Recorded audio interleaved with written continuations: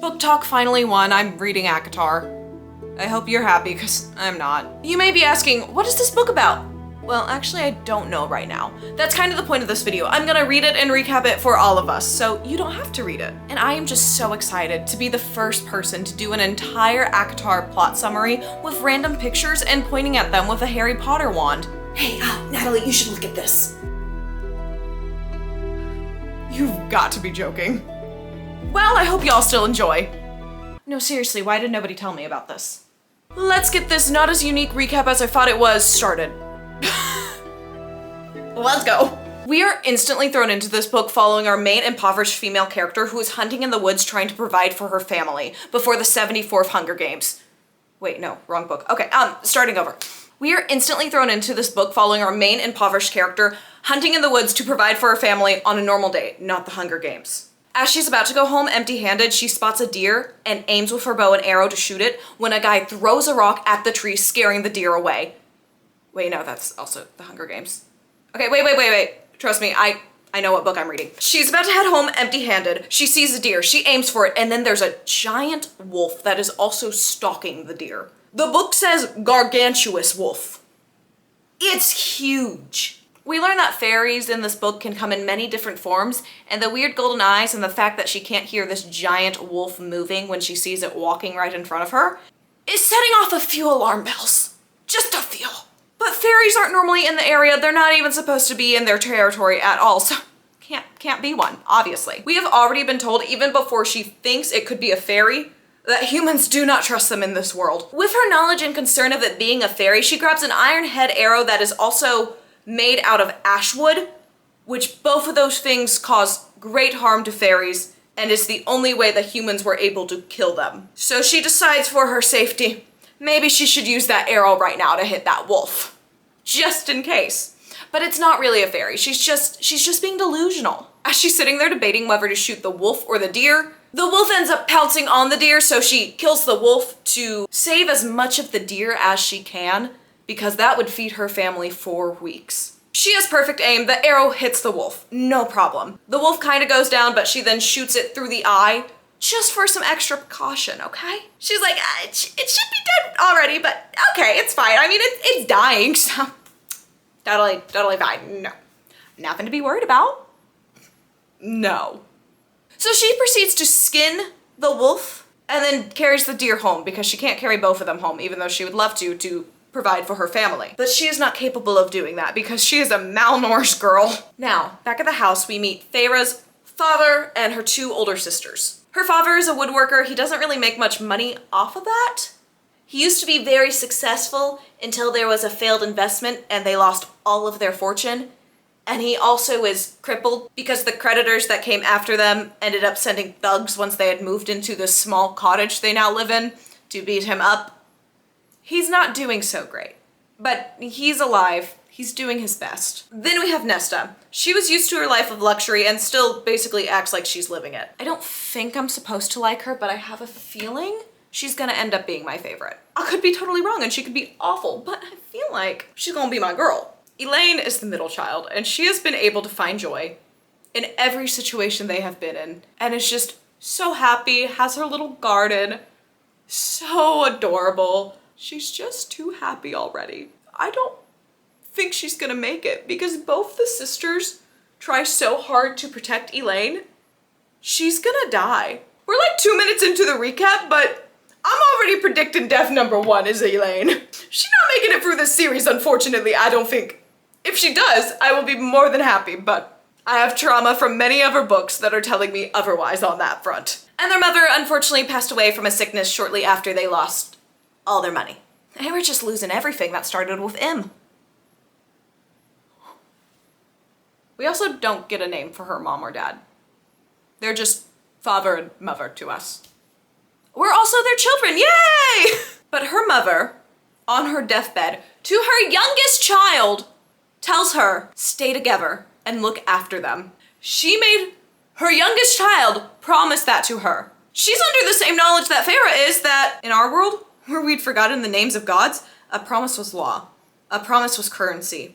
A promise was your bond. She was with her mom on her deathbed, and as the youngest child, by 3 years from the oldest. They're all pretty close in age. She was told to take care of everybody else, and she has been doing that to this day. When she brings the deer in, Elaine, sweet as she is, asks, how long will it take you to clean it? Feyre's like, yeah, no one helps out. She also discovers that Nesta, who doesn't want to do any work because in her head she's still rich, or wants to be, so she's just acting like it, didn't chop the firewood like she was supposed to today.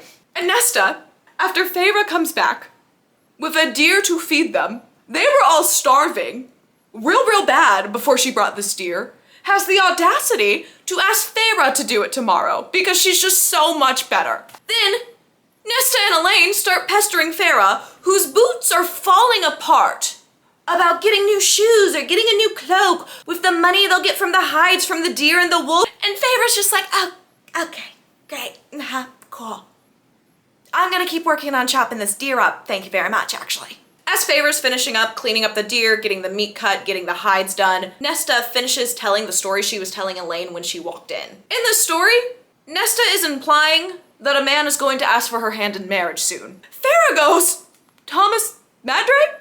The woodcutter's son. The dad, kind of out of this conversation, chimes in, what does Thomas want?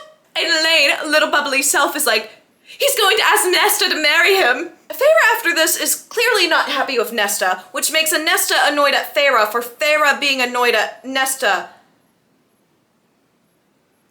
Yep. And then Feyre's dad tells Feyre to just chill out because they all need as much hope as they can get right now. Feyre's like, I don't trust that guy.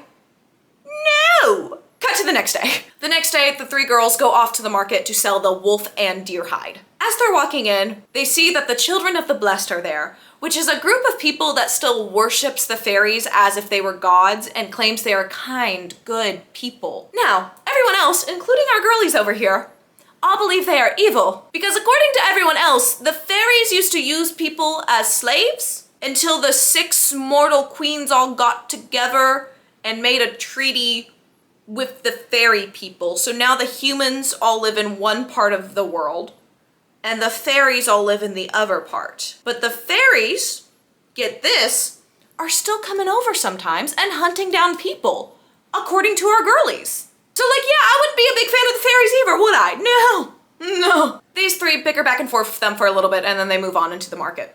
Once Feyre gets to the market, she tells the other girls, go to split off, I'm gonna sell the hides. She sees this mercenary sitting at a fountain and goes up to ask her about selling the hides to her, knowing that she might be able to get a better price from this mercenary instead of somebody who lives in town all the time. Mercenaries are known to have a decent bit of cash in these parts. This mercenary is a very strong, tall, human woman who clearly can kick some ass when necessary. And she asks little puny Feyre, you steal this? Feyre's like, no, I got it myself. She tells her about how big the wolf was, everything like that. The mercenary's like, probably not a fairy. Doesn't sound like a fairy. Doesn't look like a fairy's cloak, coat, fur, hide. Now this mercenary offers Feyre an insanely good payment. She is way overpaying for these 2 hides. And Feyre goes, I don't want your pity. Mind you, Feyre's starving. And has been for a long time before she found this deer. And that deer's not gonna last forever. So you know what I'm gonna do in this situation if I was her? Shut up and take the deal. Luckily, a mercenary's like, I'm not taking pity on you, I'm just gonna pay you this amount. Because somebody did this for me once and I want to help somebody else out. So she still is kind of taking pity on her, but just, Feyre takes the money.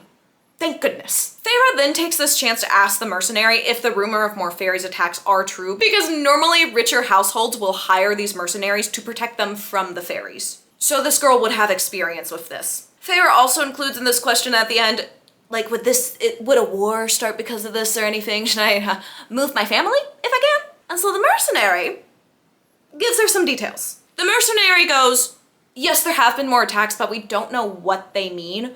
Some of the richer households are moving away, and if they get worse, I would suggest you do as well. But right now, you're probably chill being here. Just maybe don't go as deep in the woods as you were yesterday. That was probably a bad idea. And for your safety, You shouldn't be doing that anymore. She then tells us about this pack of fairies called Martax that apparently destroyed half of a village, just ripped it to shreds. They are as big of a bear with the face similar to a lion and 3 rows of teeth as sharp as sharks. Feyre's like, you know, I actually don't know if I wanted to know that, but thank you, I think. I'm not gonna sleep ever again. And the mercenary's like, look, you don't even really have to worry about those. Now, if a high fae or a high lord shows up now, that's really bad because they will bite you and fill your veins with a venom. And then she pulls up her sleeve and shows her these black veins she has all up and down her arm from where she was bitten once. And then goes on to explain, I wasn't up for 2 months, and then it took me another 4 months to be able to walk again. So the venom's really bad. Feyre is going to do everything she can to avoid this. Maybe. As long as she's not like Bella from Twilight, we should be okay. After this, Feyre then sees her 2 sisters who did not go about the market like she asked them to, and they have been watching her the whole time. She walks over to them. Nesta's like, what were you doing talking to her? You shouldn't be doing that. Feyre shows her the money. Nesta kind of shuts up, but they do discover that Elaine, sweet Elaine, was robbed by a mercenary earlier in time at some point. So that's why Nesta, who is very protective of Elaine, does not like mercenaries right now. That's fair. Nesta then goes, oh, your friend is calling you. And that's when she sees Isaac Hale, who is basically just her friend with benefits. And they quite literally go for a roll in the hay pretty often. I mean, they literally go in a barn. So they're rolling in some hay pretty often. We also learn that in this world they have a contraceptive tea that either party can drink. So Isaac's been doing that. Just so we know, there is that contraceptive tea, and that will avoid any issues with possible babies for any of our characters in the future. Cool, we're set. I'm never going to talk about that again. Great. Before she runs off with Isaac this time, she does end up giving them quite a bit of coin. I don't know why. They're not smart people. We've learned they don't know how to spend money, but she gives them quite a bit. And of course, when she comes home from her roll in the hay, they've spent all of it. She does still have some, but like, girl, be so for real right now. I would not trust these 2 with a penny. A single penny. And then suddenly, their door burst open, snow is going in, and there is a loud roar. Feyre, before she even knows it, has a hunting knife in her hand ready to attack this giant thing. She goes, not a Martax, and then this giant creature just goes, murder. It was probably way more menacing than with that, but that's the best I can do. And that's when Feyre knows this is some sort of fairy, and they are in deep trouble. Deep trouble. And to add on to all of this, her Ashwood iron arrow that she re-got after she killed the wolf is behind the giant creature bear thing that's in their house. Or any iron to defend herself with at all. Nesta's over there in front of Elaine to protect her like, my guy, we did not murder anybody. Please leave. I'm so scared. Feyre then runs up to the creature with her hunting knife and a dinner knife that she picked up. And this giant creature, of course, just quickly whacks those out of her hands. So now she's unarmed, standing right in front of it. This creature then yells, who killed him? Who killed the wolf? Elaine behind Nesta is like, a wolf? This is about a wolf? What? What wolf? And then he proceeds to describe the coat of the wolf that they had earlier that day. Feyre's like, so, just to get something straight real fast, if somebody mistakenly killed this wolf, thinking it was just a normal wolf, would they still be in trouble? And to answer that, this creature just goes, the payment you must offer is what the treaty states.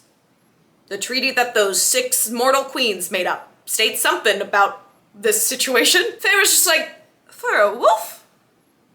It was a wolf. And our giant creature guy just asks again, who killed the wolf? And this is when finally she just goes, I killed the wolf. Because she knows she needs to get this creature away from her family and try to protect them. Her father then steps up trying to protect her and gets roared at. He tries to talk again. Feyre interrupts and just goes, I killed the wolf. I sold its hide today. I didn't know it was a fairy. And if I knew it was a fairy, I wouldn't have touched it. And this creature calls out, liar. He is very right. Feyre hates fairies so much. So yeah, she probably would have still killed it. This creature then asks, did this wolf attack you? She then goes, no, he didn't attack me, but considering what your kind has done, he deserved it. Feyre, babe, your life is on the line here. Your family's life is on the line. Could you not hold in the sass for 2 seconds? 2 frickin' seconds! Creature luckily doesn't just kill her right then and then all of her family as well. She then is like, so what's the payment? What do you need? What do you need? Please tell me. I'm so scared. And this creature just says, a life for a life. Now her father starts begging for her life. She quickly is like, okay, but can you just kill me outside so they don't have to clean up my blood and guts in here, please? He's like, okay, first of all, the audacity to ask me where to kill you in this situation is insane. Second of all, I don't even plan to kill you. I'm just gonna take you back to the fairy area. And that's very generous after everything you've done today. I'll take you back to Pyfrion, okay? You can live there. But we gotta go now. She's like, now? And he's like, yeah, now. I'll give you a second to say goodbye, but I'll be outside.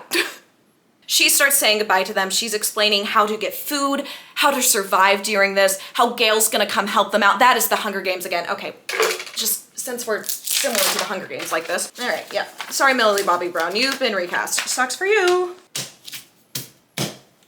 Our new Feyre. Okay, she's explaining to them what to do with all the deer meat, how to survive, protect each other, all that good stuff. And then she leaves. And the last thing she tells Nesta on her way out is don't marry Thomas. His dad beats his wife and they do nothing to stop it. And Nesta's like, thank you.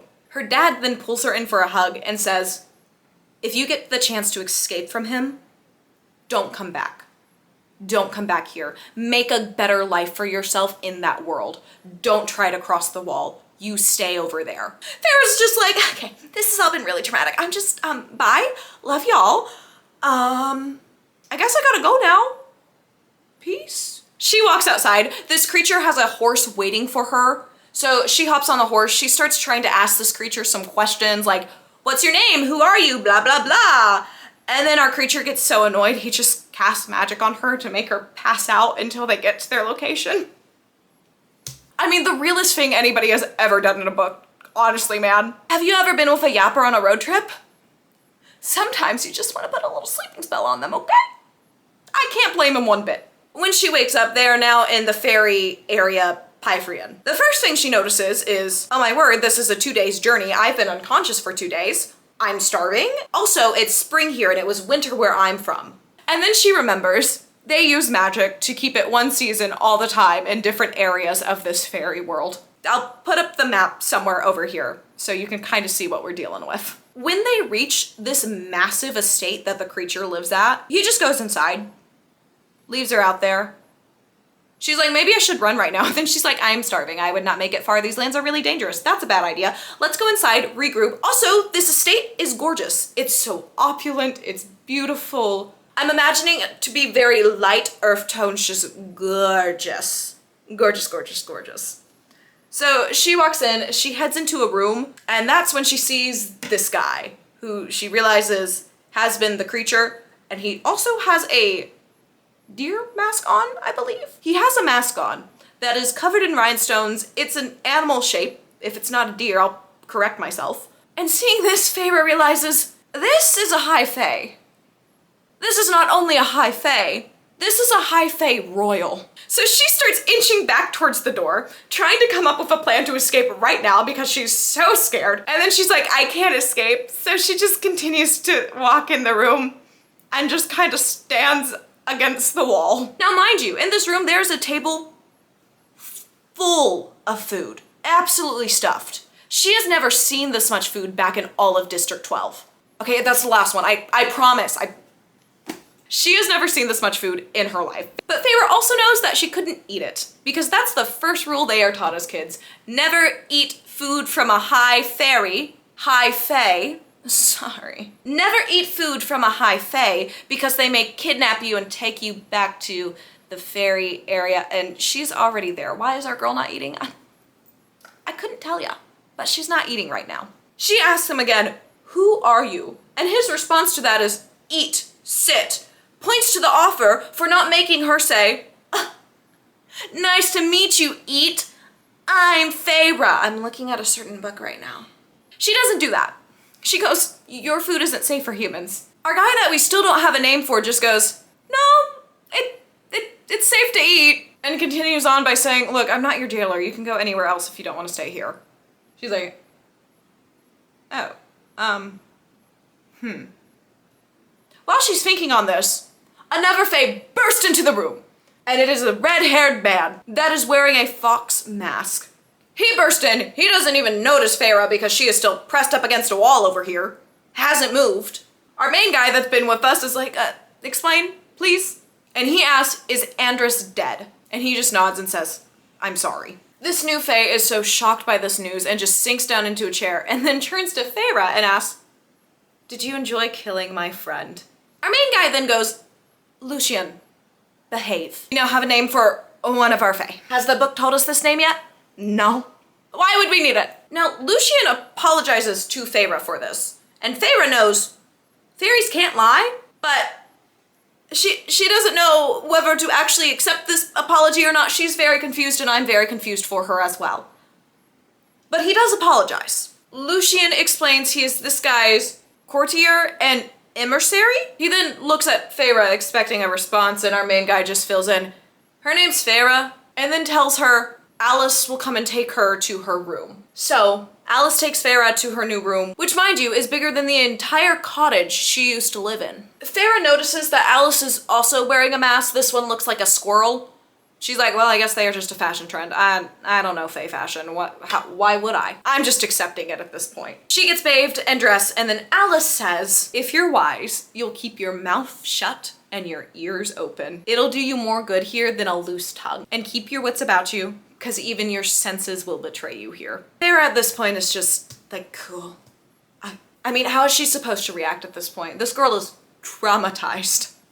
Traumatized. Now, she goes back down to have dinner later and just stands in the doorway. And even before she can say anything, this guy goes, I promise you can eat the food. Please sit down and eat the food. Now, after he tells her this, she still doesn't move. And he's like, what do you want then? And Lucien, thank you, Lucien, finally gives us this guy's name. This is Tamlin. Or, like everybody's phones would like to say, he also gets called Tampon by most of the fans I've heard, so. But this is our main guy, Tamlin, who is supposedly the main love interest. But I've heard suspect things on that, so. I'm keeping an eye on you. We finally get his name from Lucien because Lucien says, Tamlin, I told you, your skills with women have gotten rusty over the decades. Feyre is just over there thinking, decades? Lucien then makes a comment about how she's not wearing a dress and it would have been nice to see her wear a dress because she specifically requested shirts and a pants from Alice when she was getting her ready tonight instead of a dress. So Lucien just wanted to see a pretty girl in a pretty dress, I guess. This is not very 2024 of you. And he ends this by asking, why is she wearing pants instead? Tamlin just goes, well, they're easier to kill us in. Feyre's like, no. She finally sits down. Tamlin fills up a plate for her and puts it in front of her. Feyre then says, I can serve myself. Tamlin's like, it's actually a high honor for a human to be served by a high fae, but, you know, whatever. Just keep insulting me in my own house.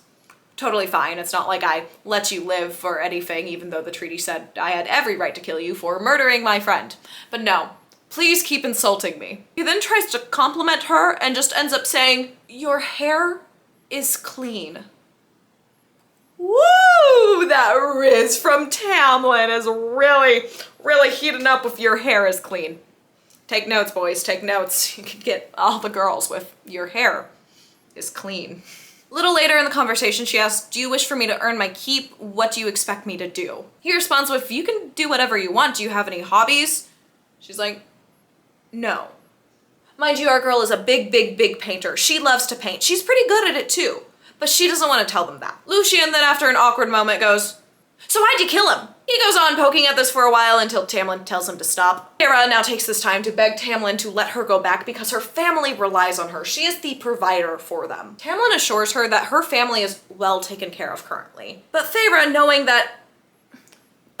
spits back, once again insulting him, going, I know fairies can't lie, but they are very good at spitting the truth, as I've been told. because I don't have any experience with fairies, but I've been told that, gosh darn it. He's like, once again, stop insulting me in my own home, please. She's about to get up and leave after this. And then Tamlin uses magic to go ahead and keep her in the chair until she eats some food, because this girl has not had food. Going on probably 50 hours here. She has to be hungry. And before she starts eating, he's like, just to be clear, you are free to go anywhere in this land, but if you cross the wall to the human side, your family will not be taken care of by me anymore, and you will be dead. Feyre's like,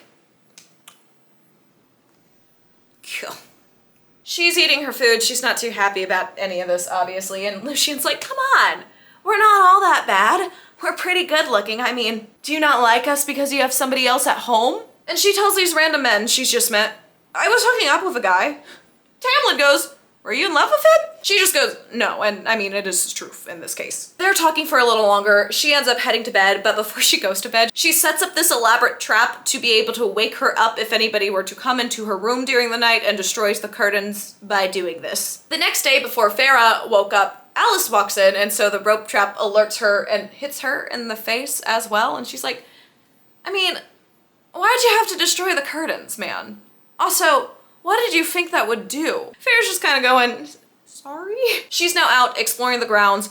This is when Tamlin calls out and just goes, you, where are you going? So much Riz once again. And this is where Feyre just drops a very stereotypical fantasy line of, I couldn't ignore the sheer male beauty of that strong jaw, the richness of his golden tan skin. He was probably handsome if he ever took off that mask. They're still wearing them. He asks her, do you want to tour the ground? She goes, no. He's like, do you have a problem with me? She goes, no. She then asks, why was he there? Were you trying to destroy the wall to destroy our lands? And Tamlin then goes, I have no interest in mortal lands, but there is a sickness across Pytherian. It's been here for 50 years now. This is why the house and the lands around here are so empty. He then explains that the masks are a result of a surge of this sickness that hit while they were at a masquerade ball one night 49 years ago. And they have all been stuck in these masks ever since. She then asks, but why don't you have it on in the animal form? He's like, that's the funny part, yeah. We can either be an animal or trapped here in a mask. It's great. She's like, what kind of strange sickness is this? He explains it's not a disease or an illness, it's solely focused on magic. He explains that Andreas was just there, searching to see if there was anything he could do to find a cure. She then asks, if it spreads over the walls, can humans get hurt by it? He explains, yes, it's growing at a slow but steady pace. We don't know the effect it will have on mortals, but it may hurt them. He also tells us that there's no signs of it stopping and it'll just keep growing even past their territory currently. So that's why they're urgently looking for a cure already. He then asks, so was the tripwire in your room for me? And she's like, no, I'm just an anxious girl. He goes, that's probably good because that wouldn't have done anything to protect you. In a joking way, it wasn't creepy, I promise. I think. He then leaves her alone after this. Feyre is thinking maybe she can find somebody here that would be able to help her convince Tamlin to let her go back to her family and find a way around this treaty. So she's thinking on that in the garden when she hears light footsteps coming from somewhere. And then she sees a glimmer from the corner of her eyes. When she looks over, it's very clearly two shapes, but there's still kind of this glimmering blur of something. This is when Alice then calls Feyre in for lunch. She turns back to see if the weird glimmering things are still there, and they're not, so she just goes in for lunch. Now, skipping to dinner that night, Tamlin tells Lucien that Feyre likes to hunt. Feyre goes, it was more out of necessity. I wouldn't say it's what I do for fun in my free time. Just wanted to live. They then ask how old she is, and she says, 19. Why couldn't we just make her 20? If they're gonna be dealing with immortals, I really want them to at least be 21. Okay, yeah, great, she's over legal consent age, but come on now. Come on. Please. Offers, I'm begging you. Immortal love interest, I want them 21 at least. I would prefer 25 to 30, okay? Thanks. They also learn her mom's dead during this. Tamlin goes, I'm so sorry for your loss. Cut to the next day. She wakes up, she's heading off to the stables pretty early to hopefully find Lucien there before he goes and patrols the grounds today. Tamlin stops her on her way to meet Lucien, who she is hoping can convince Tamlin to let her go. He goes, hey, you wanna go on a ride across the grounds today? She's like, no, sorry, bye. And runs off to catch Lucien before he's out and about for the day. She finds Lucien as he is about to head out. He says, hop on a horse, he gets her a bow and arrow in case they wanna do some hunting, and they go out. to write about the grounds, but they're on patrol, but technically they're doing the exact same thing Tamlin had just asked her to do. They're talking for a bit, and Lucien just goes, so, when are you going to try and persuade me to beseech Tamlin to find a way to free you from the treaty rules? She's like, I wasn't gonna ask that. She was in fact very much going to ask that. He's like, uh-huh. She's like, fine, yeah, I was gonna ask that exact thing, actually. So, can you? He's like, no, can't, sorry about that. She asked him to see if she can learn more information about the disease that is running over these lands currently. And Lucien says, something was sent from the shitholes of hell. He then glances around and goes, I shouldn't have said that. If word got back to her, and he just trails off. So, Feyre and I are both just over here wondering, huh? You're now wondering, huh? We're all on the same page, isn't that great? Horribly confused. So he's like, never mind, that's all you need to know actually, we then learn from Feyre's inner monologue that Pyphrian, I'm saying it so wrong, I'm so sorry, is ruled by 7 different High Lords. Feyre's thinking maybe the she that Lucien just mentioned is one of those High Lords. She then asks him, how old are you? He just says, old. Fair. She's like, you got any cool powers like Tamlin? Can you shapeshift? He's like, nope, can't do that. But Tamlin can shapeshift us. That's how Andreas was a wolf when you murdered him. All of a sudden, Lucien looks terrified, basically goes white, and tells Feyre, put your bow down, look straight ahead. They start to hear something in the bushes. He goes, don't react, no matter what you feel or see. Don't react, don't look, just stare straight ahead. And this is when Feyre starts to hear a lovely voice in her head that's going, I will grind your bones between my claws. I will drink your marrow. I will feast on your flesh. I am what you fear. I am what you dread. Look at me. Look at me. Are you looking? No. But it does say looking. She thinks she's about to give in as this creature is leaving. Lucien tells her they're fine, but is clearly still very stressed out, and they head right back to the manor. A manor? Fun. While they're riding back, she's like, what was that? He explains that it is a creature that should not be in this land. They're called bogs. He explains that they can't hurt you unless you acknowledge them. Once you acknowledge them, that's when they take on an actual physical form and will tear you apart. These two walk in for dinner. Lucien walks in and announces to Tamlin, they went on a hunt. Tamlin's sitting there going, fun, interesting. Probably thinking, little rude Feyre, but whatever. Lucien then tells him that they saw a bogs in the forest today. Tamlin instantly gets up and rushes out the door. Feyre's like, where is he going? I thought you said we couldn't kill that thing. Lucien goes, we can't, but Tamlin can. Now, back in her room after dinner, she looks out her window and sees her father in the courtyard. She knows her father is here to take her back, obviously, so she rushes out the window with a bag she had already pre-prepared in case she was ever able to make a quick escape like this. As she's following him through the garden, so they can get further away from the estate and hopefully talk soon, Tamlin puts a hand on her shoulder, stopping her and goes, where are you going? She goes, my father's here, please just let me go. And he goes, your father? Look again. When she looks again, all she sees is a quiver and a pile of arrows. She then asks a question that she's asked many times in her first few days here. What was that? Tamlin, before answering, goes, we warned you not to trust your human senses here and you still did. There are things far worse than bogs out here. That wasn't one of them, but it still would have taken its sweet time destroying you. She just goes, I want to go home. Can you blame me? She then explains this promise that she had made to her mom that she would look after her sisters.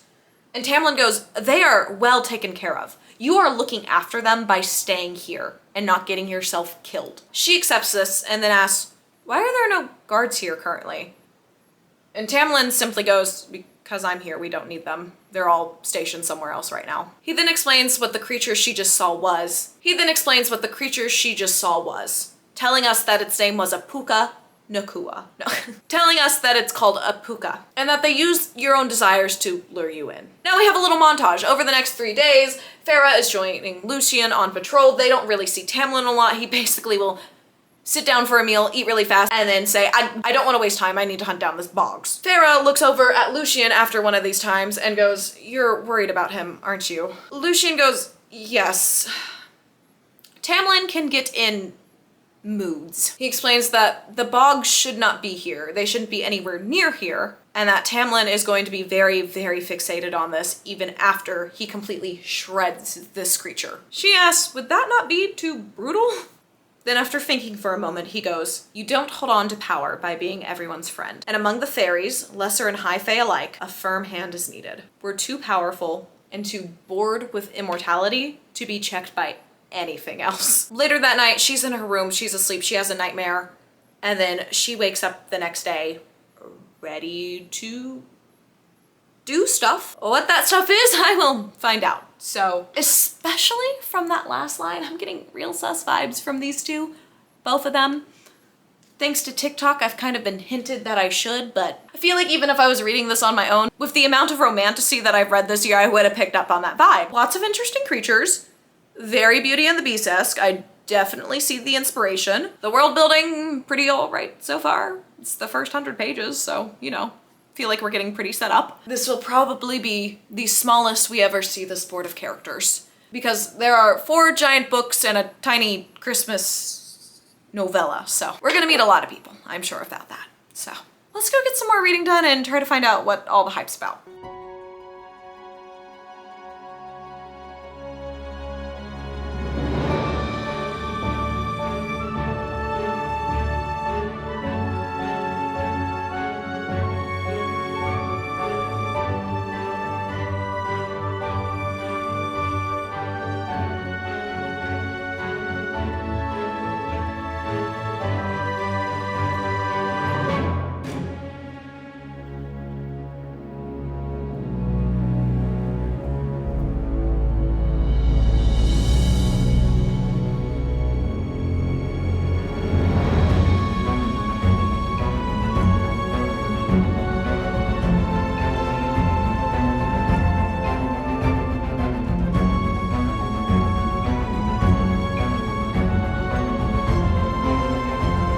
She gets a library and a gallery? Let's get into it. Let's freaking go. Did I turn into Scooby-Doo? Of course, we're with Feyre. She's just wandering through the house making a map with like X's and little markers, and she's like, I can't put too much on it because I never really learned how to read or write that well because I was poor. Which, fair. She did have to focus on surviving more than just reading and writing. As she's doing this, Tamlin gets back from killing the bog. He's looking a little rough, but not that rough. Really, the only thing that's injured are his hands. They're bleeding. His clothes also look a little torn up, but he's not bleeding under them. Just his hands. No biggie. It just means that something is preventing this high fae who should be very easily able to heal himself from healing himself. I guess the bogs has magic abilities that causes this. I don't know. Don't worry though. There's an infirmary in the estate, obviously. So Feyre and him go there. She ties his hands up real nice. She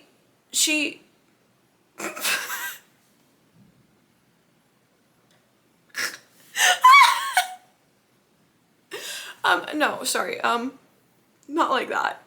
She just bandages his hands with some cloth so he won't be bleeding all over the place anymore. After this, Tamlin notices the map. And by looking at it for a few seconds, he just goes, you can't write, can you? Sorry, he doesn't say it in an insulting way, but can you imagine somebody looks at a map you made and just goes, you cannot write. Anyways, skip to the next day. Feyre is now walking down the hall again. This is what she spends half of her time doing, I swear. She's walking down the hall. She overhears Tamlin and Lucian. She overhears Tamlin and Lucian talking about something. So she decides this is the perfect time to eavesdrop on them. So she walks over real quiet-like and stands at the door to hear what they're talking about. As she starts to listen closer, Lucian is saying, I don't know what you think you're doing. And then Tamlin's saying about there's not much time, and then he says, it was a mistake from the start. I can't stomach it. Not after what my father did to her kind. I will not follow in his footsteps. I won't be that type of person. Good to know that our current main love interest doesn't want to enslave humankind.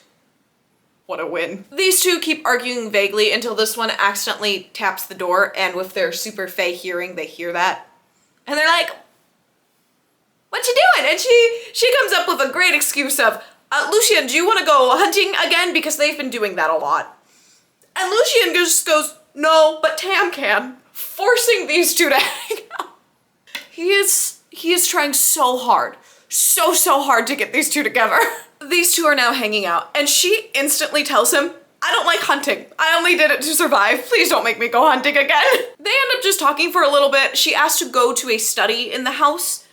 So he takes her to this study, but honestly, it's just like the library from Beauty and the Beast on how they describe it. What's a girl gotta do to get a library from Beauty and the Beast, man?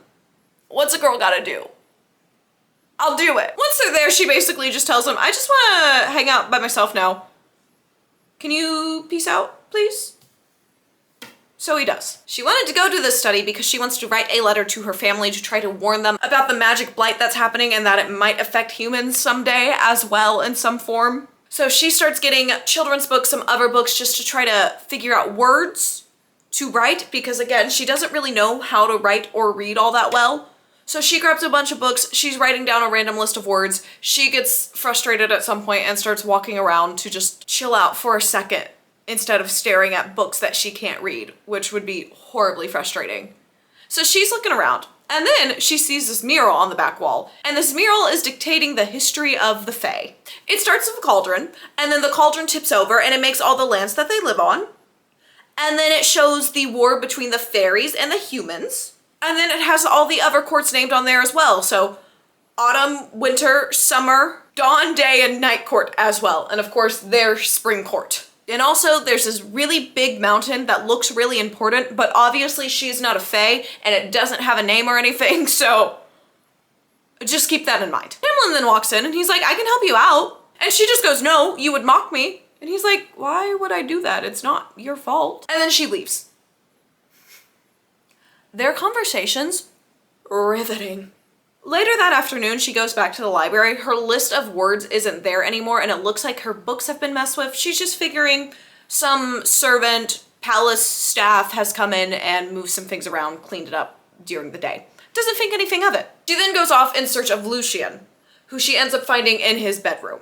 So the reason she wanted to find Lucien was because she wanted to ask how you would trap a certain type of fairy that would tell you the truth about anything you asked it. But she's trying to not like straight up ask it. She's just like, so if somebody wanted to, I don't know what somebody would, but if somebody, you know, per se. And Lucien is not fooled by any of this. He tells her anyways and then goes, you know, I'll be in the area, so if you start screaming, I'll try to save you, I guess. But to the woods. She set up the trap. The creature walks into it, gets strung up by her snare by its leg, and starts screaming, obviously. She asks it, is there any way for me to get out of this treaty and to go home? It tells her no. So now she fully accepts that she is going to be stuck here for her whole life. Then she's like, well, I have it trapped here, so I might as well ask it some more questions. So she asks about Tamlin and to just tell her more about him. This creature's like, you know, I know so much about the High Lord Tamlin. Not High Fae. High Lord. Way more powerful than High Fae. So, of course, she goes, I'm sorry, what now? High Lord? Are you confused? Because I'm confused. Girl, do you mean he's not a High Fae, he's a High Lord, meaning he's the ruler of the Spring Court? Say you're joking with me right now. Right now. This creature then informs us that High Lords are not just powerful, they are power themselves. She then asks, where did the blight on magic come from? And this creature just goes, well, it's too late for his realm and probably yours as well, so. Uh-oh. I don't know how that answered her question, but it did. And then the creature starts info dumping about this kingdom across the sea with an evil Fae lord that still has humans as slaves over there and sits on a throne of human bones. This king, let's just say this king does not like the treaty that these Fae have made with the humans over in this realm, this land. They keep calling places realms, but I thought like realms were different. I guess that's universes, I don't know. She then explains to us that this king was trying to infiltrate the high courts of Pytherian, which is when this thing started happening to the courts, and that one of his commanders had betrayed him that they called the Deceiver. And that's about all she gives us. She also tells her stay with the High Lord, which is the sound I hear on TikTok all the time. So she's gonna try to do that as well. This creature then stops and is like, girl, you gotta run. Farah doesn't even really have time to react before 4 other creatures pop out of the woods. They're like these black shadowy creatures, kind of how they describe them in my head. At least that's how I see them. I could be totally wrong. But they have really sharp claws. They're real scary. And she starts to back away, and this creature that she snared is still tied up. She shoots an arrow, hits the snare, releases that creature, and then the 4 other new creatures start chasing her. So she's running away as fast as she can, hoping Lucian heard her scream when she shot that arrow. Eventually she stumbles and these creatures surround her rather quickly, but luckily Tamlin shows up. He roars, gets their attention, and then they tag team them and take them down pretty quickly, honestly. It wasn't really a problem for them. He is a High Lord, not a High Fae. He lied to us. After that, she goes, how did you find me? Thank you, but how? Tamlin explains to us that he was already tracking a pack of these creatures, and then they all heard the scream from the creature that she snared, so 4 of them split off running after that. So he chased them and he heard her scream, so that's why he's here now. Anyways, these 2 walk back to the house. Back in the house, Feyre is talking to Alice about what happened that day, and Alice goes, the next time that fool Lucian tries to give you advice on how to trap a cereal, you come to me. Dead chickens my sagging ass. All you needed to do was offer it a nice robe and it would have been groveling at your feet. Farah's like, good to know. So glad I know that now, after I almost died. Lovely. At dinner, they're talking, and then she says something about how fairies can't lie. Lucian just instantly cracks up laughing because he's like, no, we can absolutely lie. We're actually really good at it. Actually, the reason you humans believe that is because we lied about that. She's like, you've been lying to me this whole time? Tamlin goes, not about anything important. And if we did lie, it was because it was secretive stuff. So sorry about that. Oh, Lucian also told us that ashwood is literally the only thing that humans can use to hurt them. Iron does nothing to them. That's another lie they told. After Lucian got to laugh at Feyre, he leaves because his duty has been fulfilled for the night, and he's again playing wingman, trying to get these 2 alone at any chance he gets. I don't know if I'm mad or happy about that, but he is. Tamlin's then like, so what you did was really stupid today, but I'm not gonna talk about that anymore because you did almost die. I think you've already paid the price for that. But I do have something else I want to ask you about. So he pulls out this crumpled piece of paper from his pocket, and she pretty quickly realizes it is her list of words. He's like, is this some weird poem? Is this, do you want to kill me? What is this? And she just says good night and leaves. Of course, after saying this, Tamlin doesn't actually let her go to bed. He then starts going, I wonder if your family knows how special you are. She doesn't want to hear it. She's like, leave me be. I don't want to talk about this. This is too deep for her. She is a surface level girly, okay? He just goes, they're fools. They're all fools. And then asks her, do you even know how to laugh? She goes, I don't want your pity. And he's like, what about a friend?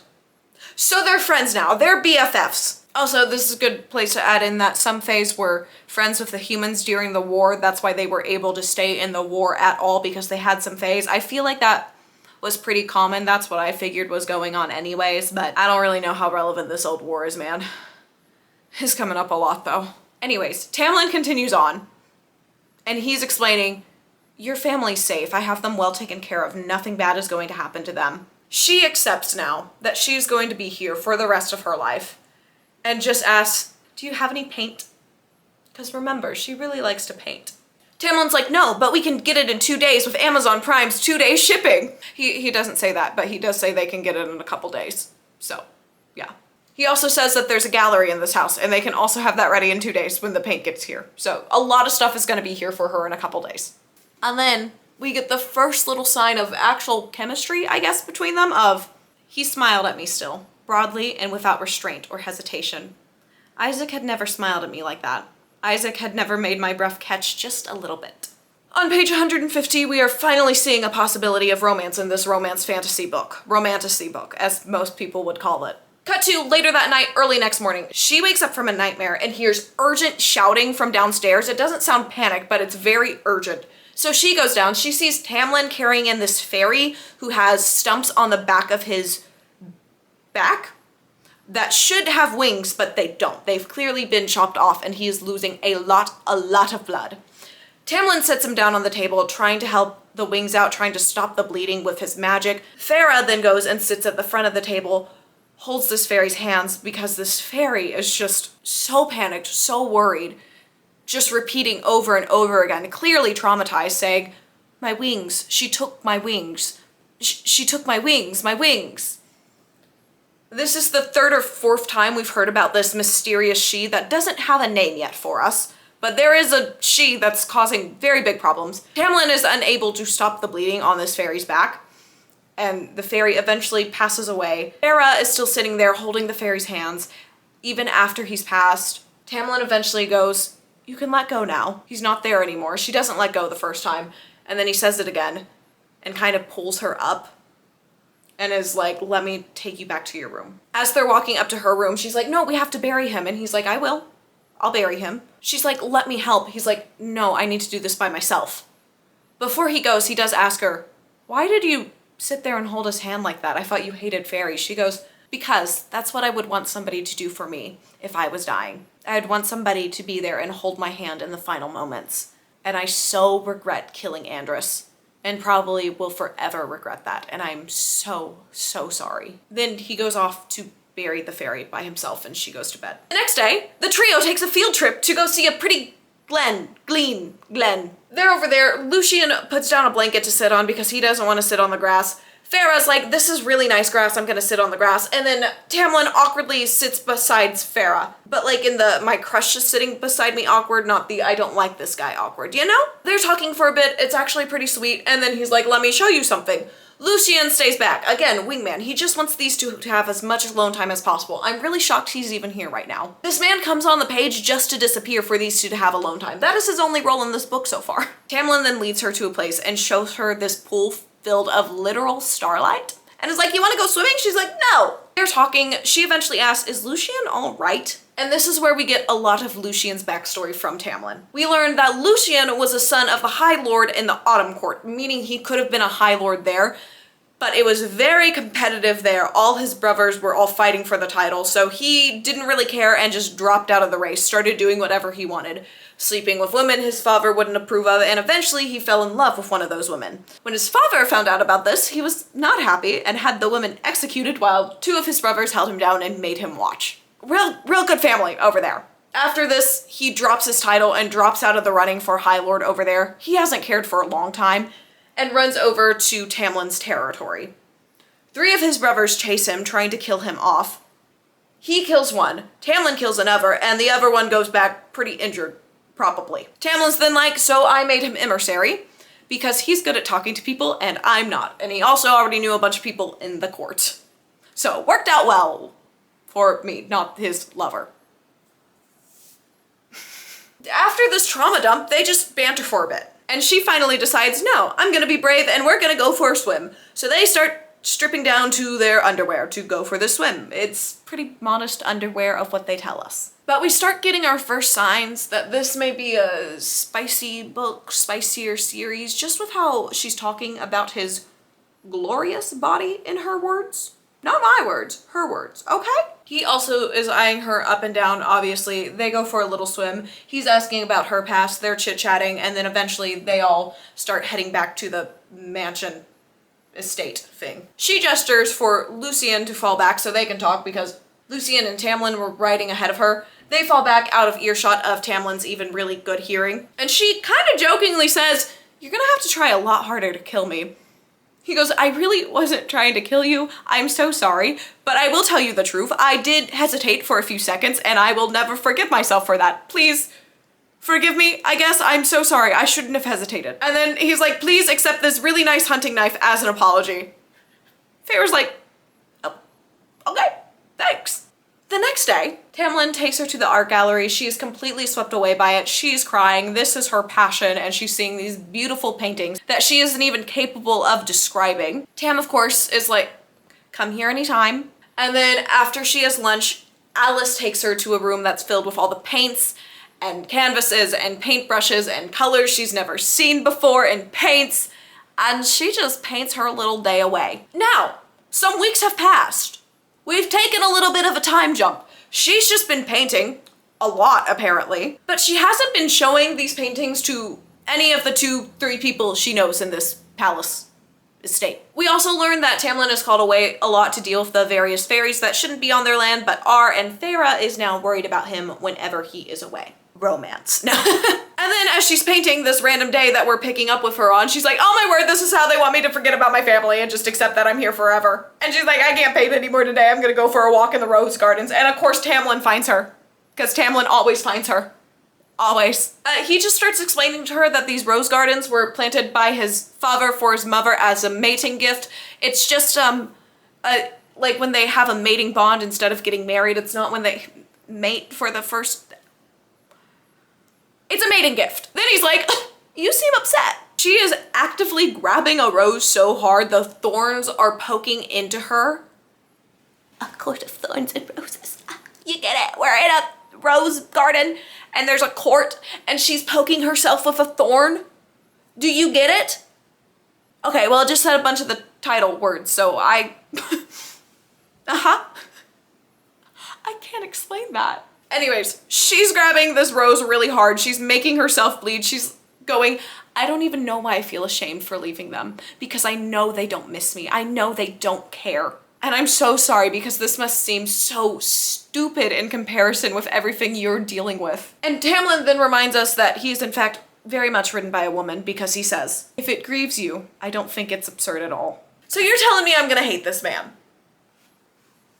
It's really unfortunate news. He then takes her hand, makes her drop the rose that is hurting her, and heals her hands with his magic abilities. He leaves her saying, one day there will be answers for everything. The next day, because apparently Tamlin has been following her around a lot, she sets up a snare in the woods for him. He gets caught. It's just funny. It's nothing serious. They both have a little laugh over it. He cuts himself down pretty fast. He then brings out 5 poems that just keep getting more and more crass that he wrote using the words she had written on that list. Apparently this is something he used to do in the army. We also learned that he used to be a fiddle player, I believe, in the army as well. As they're heading back to the estate, Tamlin is revealing how awful his father was and how his father was even worse than Lucien's father. While he was growing up, his father still had slaves around. It was just not a great place for a kid. He never wanted this power or this role. He had other brothers that were supposed to take it, but they didn't because they all died, including his mom. So that's unfortunate for him. So now he's High Lord of the Spring Court because they all died because another Spring Court attacked them. There's a lot of fairy politics going on, and I'm honestly loving it. As they're getting closer to the estate, she asks, what's that? Because there's these bonfire structures. He explains they're setting up bonfires for, let me look at the fantasy word so I can pronounce it, Calanmai, which is a fire festival, he says. And she's not invited because they do weird fairy stuff there. He explains that in a ritual, they help regenerate the magic from the land that they'll be able to use throughout the year. It's a give and take thing with this magic. That's about all the details we get. Then they're walking through the garden. He snarls, tells her to hide. She does. He goes over and he's talking to somebody with Lucien that she can't see. The 3 voices are arguing. Lucien says, if she was expecting bowed heads, then she's more of an idiot than I thought. This she still doesn't have a name, but she's clearly in control of some things. And then this 3rd voice that she doesn't know says, speak you so ill of she who holds your fate in her hands. With one word, she could destroy this pathetic estate. She wasn't pleased when she heard of you dispatching your soldiers. Don't worry, Feyre and all the rest of us are very confused. They're talking in riddles to us. It doesn't have to make sense right now. This 3rd voice also tells them that this she is the one that's setting the random beast and assorted creatures on their land to remind them of her power. After this 3rd voice leaves, Tamlin comes to get Feyre. Lucien is like, what did you hear? Why, what are you doing here? Feyre's like, nothing I understood. I don't know what you want me to do with that information, but I don't know what any of it means. She's like, who was that? Tamlin then tells her, there are certain fairies in Pytherian that inspired the legends humans are afraid of. Some, like that one, are myths given flesh. She walks away and these 2 are just still chit-chatting about what just happened. Cut a little later, it's the night. It's the Fire Festa Fairy World. Hopefully they have better sandwiches and actual entertainment, and it's not a scam. Anyways, it's the fire festival, fire ritual, Calamine. It's Calamine. She sees Tamlin, he's dressed up in some festival garb of some sort. I don't know. I'm pretty sure he's shirtless though. And he just tells her in a pretty serious tone, go to your room and don't leave it. So you know what our girl does? She goes to her room. and pretty instantly leaves it to go to the fire festival with the fairies. She gets there and there are hundreds of high fae there. Reminder, they have really good smell. She's wearing a cloak to try to disguise her face, but like anybody who takes a close look at her is gonna know she's a human. And then these 3 random fairies, who would have guessed, come up and surround her. They're being really, really creepy. Then this random man that's just standing in the woods goes, "There you are, I've been looking all over for you, dear. Thanks for finding her for me." The 3 creepy fairies pretty instantly leave. Oh, definitely scared of this man right here. Farrah's inner monologue standing in front of this random man who's standing in the middle of the woods that she just met is, "This is the most beautiful man I've ever seen." So what's a mortal woman doing here on fire night? She tries lying to this guy about how her friends brought her and they went over to get some drinks. There's no drinks at this festival right now. The food is definitely somewhere else. So he instantly catches her in that lie. She then gives up and just asks him, "Are you part of the spring court?" He just goes, "No, I'm not part of the noble spring court, and glad of it." She's like, "Then why are you here?" And he responds with, "Because all monsters have been let out of their cages tonight, no matter what court they belong to. So I may roam wherever I wish till dawn." He tries to offer to walk her back to the estate. She's like, "Nope, I'm gonna make my own way home. Peace." She leaves the woods and pretty instantly Lucian is like, "Oh my gosh, what are you doing here, you stupid mortal human? I'm gonna kill you. Oh my gosh, Tamlin's gonna kill me because I'm gonna kill you because you're here and Tamlin doesn't want you here. Didn't he tell you to stay in your room?" She's like, "Yeah." They don't talk much more because he just throws her over his shoulder and takes her back to her room and is like, "Don't come out. Did people not tell you what this festival was?" She goes, "No, actually they didn't explain what was happening tonight." He explains that tonight Tamlin will allow terrible magic to enter his body and take over his mind, body, and soul. And this will make him into the hunter for the night, searching for his maiden. From their coupling, the earth's magic will be restored. Because this is not a night for lovemaking. Tam's not gonna be himself. You stay in your room, okay? Because you don't wanna, if you want that, you don't want it like this, so stay. And she's like, yeah, I'm gonna stay. She stays up for a while and then she dozes off. She had set up a snare in the night, so she takes that out, even though it's still nighttime, but she's hungry, so she heads downstairs for a little snack, okay? She's also just getting jealous thinking of whatever girl crazy possessed Tamlin had slept with. You know, this is really the ACOTAR I was expecting, where you have to sleep with people to restore the magic of the world on a certain night. Fantasy books are wild. She's making her way to the kitchen. Tamlin stops her, clearly not all there still, and goes, "Going somewhere?" She's like, "I was just getting a midnight snack." She tries to keep walking. He grabs her wrist saying, "I smelt you there. I searched and you weren't anywhere to be found." She's just standing there like, "Please let go of me." He just continues on saying, "You drove me mad. It made me choose another."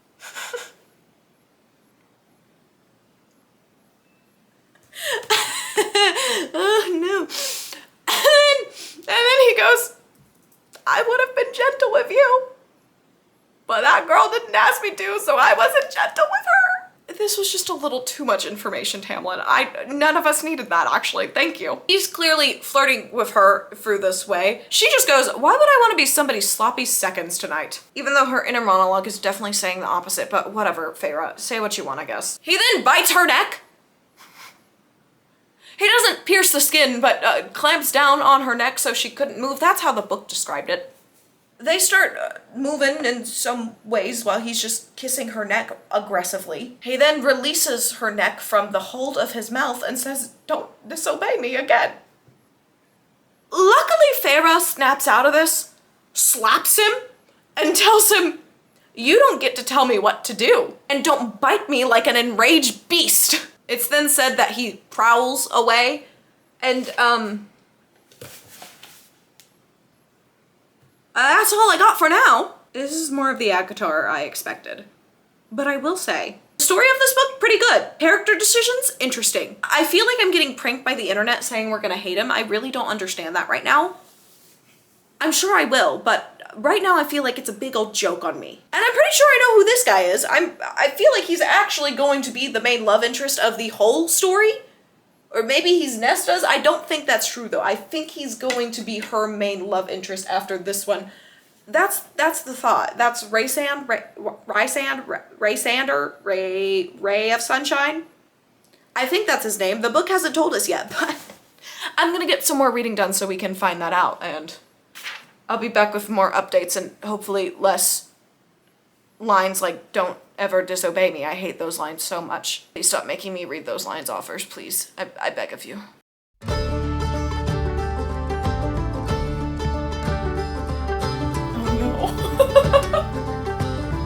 This betrayal's gonna hit her hard. Whoa, whoa, whoa, whoa, whoa, calm down.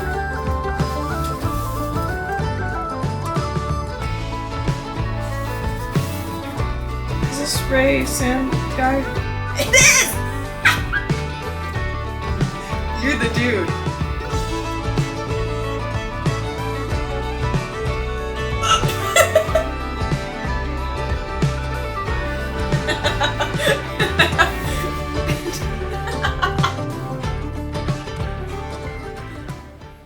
No, but I really need someone to explain to me, what does this man do? Why do y'all hate him? How bad does this man mess up? Oh, he did something bad. What did he do? I mean, I guess he's for sure been lying about something this whole time, but like, oh my gosh.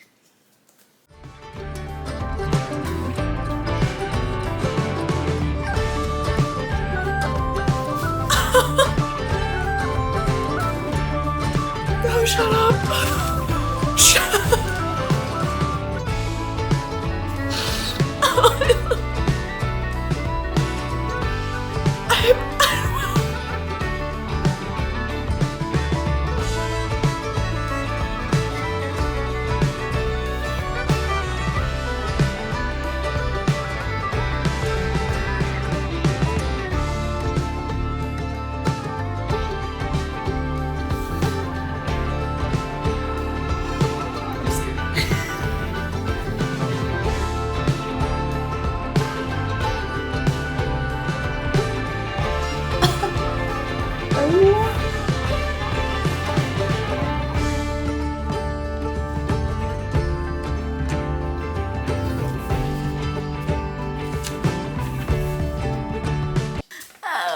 I'm stupid.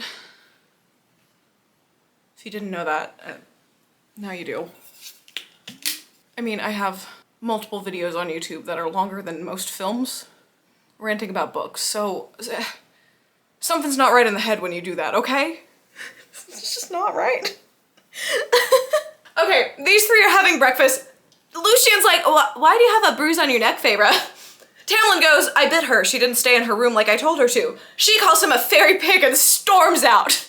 And they all have a good little chuckle about it. The tension between these two has eased through the breakfast banter, honestly. She's back in her room. We get some backstory on Alice. She's originally from the Summer Court and has adopted her sister's 2 children because her sister and her brother-in-law are no longer a part of this world. They were killed by the blight on magic, of what we've been told. So she takes care of them, but they're not at the Spring Court. They're over in the Summer Court somewhere hanging out. Feyre's getting ready for dinner. She decides it's time for her to wear a pretty dress. She walks down. These two are too stunned to speak. And Lucian is like, I actually have very important business things to attend. Important business, bye-bye now.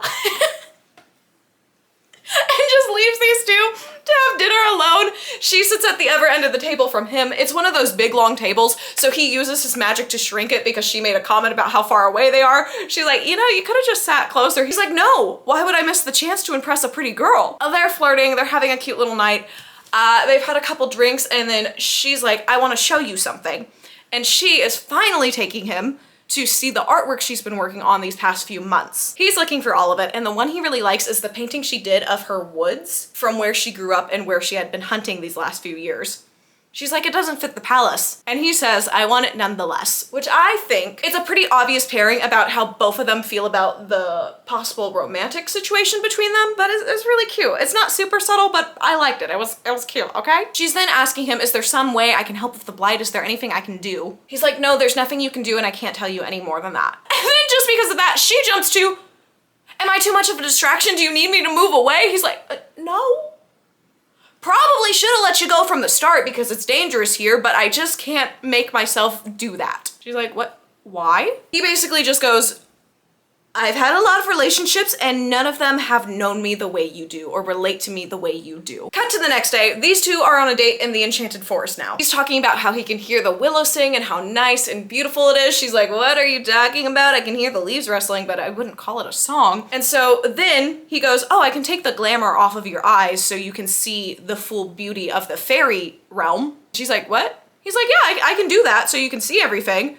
But I want something too, because that's what every High Lord would want, and I just request a kiss. She agrees pretty fast. He kisses both of her eyelids to remove the glamour from her surroundings, and she starts hearing the world in just such rich, beautiful sing-song tones, and then she opens her eyes and the world is just so vibrant and even more full of life than it was before. And then she looks at Tamlin, and he is quite literally glowing and has like a ray of sunshine permanently behind his head. And she's like, wow, he's so pretty. Then she blinks and her eyesight just goes back to normal. She's like, where did it all go? And he's like, I put the glamour back in place. What's a glamour, you may ask? Well, Farrah also asked that, thank goodness, and he explains it's a form of magic he does to basically disguise the fairy world and make it look normal to humans, specifically her, since he hasn't really dealt with that many humans in his lifetime. He's then like, where's my kiss? And Farrah just grabs his hand, kisses it real fast, and puts it down. And then she gets really sleepy. I'm guessing from seeing the world that way for the first time. I don't really know. She then takes a nap on the grass and Tamlin carries her back to her room. When she wakes up, she sees a woman covered in tree bark in there prepping some stuff, and she's like, where'd Alice go? Is Alice gonna come back? And this tree bark woman goes, I am Alice, what are you talking about? Farrah's just like, oh, okay. So she starts walking down to breakfast that morning, and there are so many fairies in this house. Like, she is passing them constantly. There's chatter, all this good stuff. She gets in and she is shaking, like she is panicked. So she asks them, why are there so many people here? And they explain that they've been here the whole time. They've been able to watch every stupid thing she's done, but they've had them glamored so she would only see the important people. So there's just been these fairies that can watch her do all the stupid things she's done throughout this book, like chase a random fairy that she thought was her dad, and the many other stupid circumstances she's gotten herself into, she's had an audience for. What about the other fairies that came in from the woods and stuff? Tamlin explains they're not fairies of my court, so I wasn't able to glamour them. Cut to the next day. She's in the garden, she's wanting to do some painting, and then she looks over and there is a head on a spike. Fresh blood, head on a spike. She screams. These two, of course, come running out. And they're like, oh, it's from the Night Court. They've left us a gift. A prank. Great. She's like, this is a prank? He's like, that was a pretty mild one, honestly. Fairies are messed up. But Tamlin and Lucien calls the Night Court sadistic killers. So, I'm gonna need y'all to explain why everyone on TikTok seems to like the Night Court. I'm guessing we're making a switcheroo, but also it's book talk, so like, maybe they're just awful. Who knows? Hopefully we'll find out.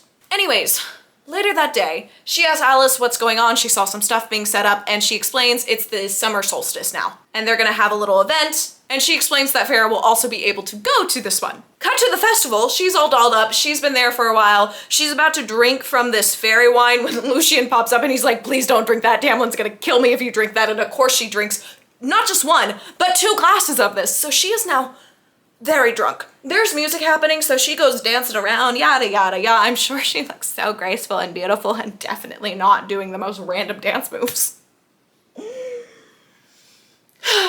She's over dancing by the musicians, and she looks up and Tamlin is one of the fiddle players. Because remember when he was a music guy in the army that was mentioned one time? Anyways, He plays a song just for her. She keeps dancing. And then he's like, I want to show you something. She goes, I don't want to stop dancing. He goes, trust me, it's going to be better. So they go out, they go on top of this little hill. They're looking out over a meadow. And then the meadow starts glowing with all these will-o'-wisps. And they're singing their song. And they have a cute little dance to the song while the sun's rising. It's very cute, very sweet, very nice. I just had to fight everything in me not to say very demure. And then they share their first kiss after this dance. And then she goes to bed. Now, cut to the next morning.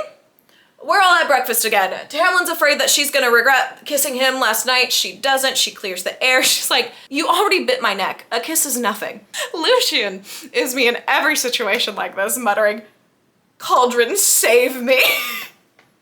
They banter like this back and forth for a little longer. And Lucian is so fed up. And just goes, I'm trying to eat. And then the biggest tone shift anybody has ever made. He goes, sorry to break the news, but 24 younglings died. Fairy younglings, which we've learned it's hard for fairies to reproduce children. And now 24 of them have died from this magic blight. He also explains that it just keeps moving further south with every attack. Then the whole estate grows quiet. Tamlin tells Lucian, hide Feyre. Lucian grabs Feyre, gets her up against a curtain, doesn't hide her behind the curtain, but stands in front of her, and she realizes he has put a glamour over himself and her, so they look like they're one person thing. She blends in, she's not there. Then our mystery man from Fire Night walks in, and Tamlin just goes, hi, Rhysand. Rhysand? Rhysand? Tamlin just goes, hi, Rhysand.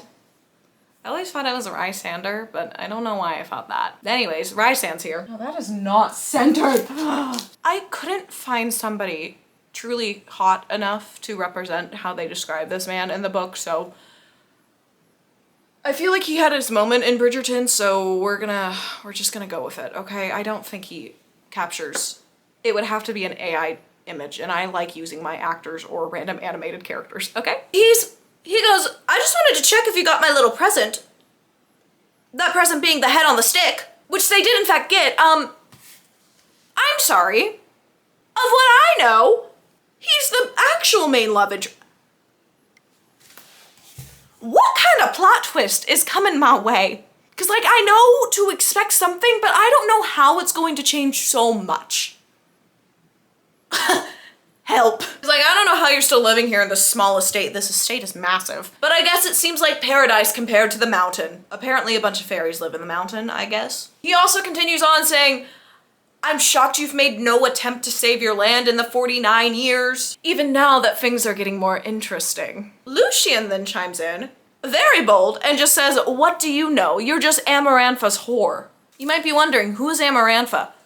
Well, there's one person who doesn't have a name on this board. It's so long.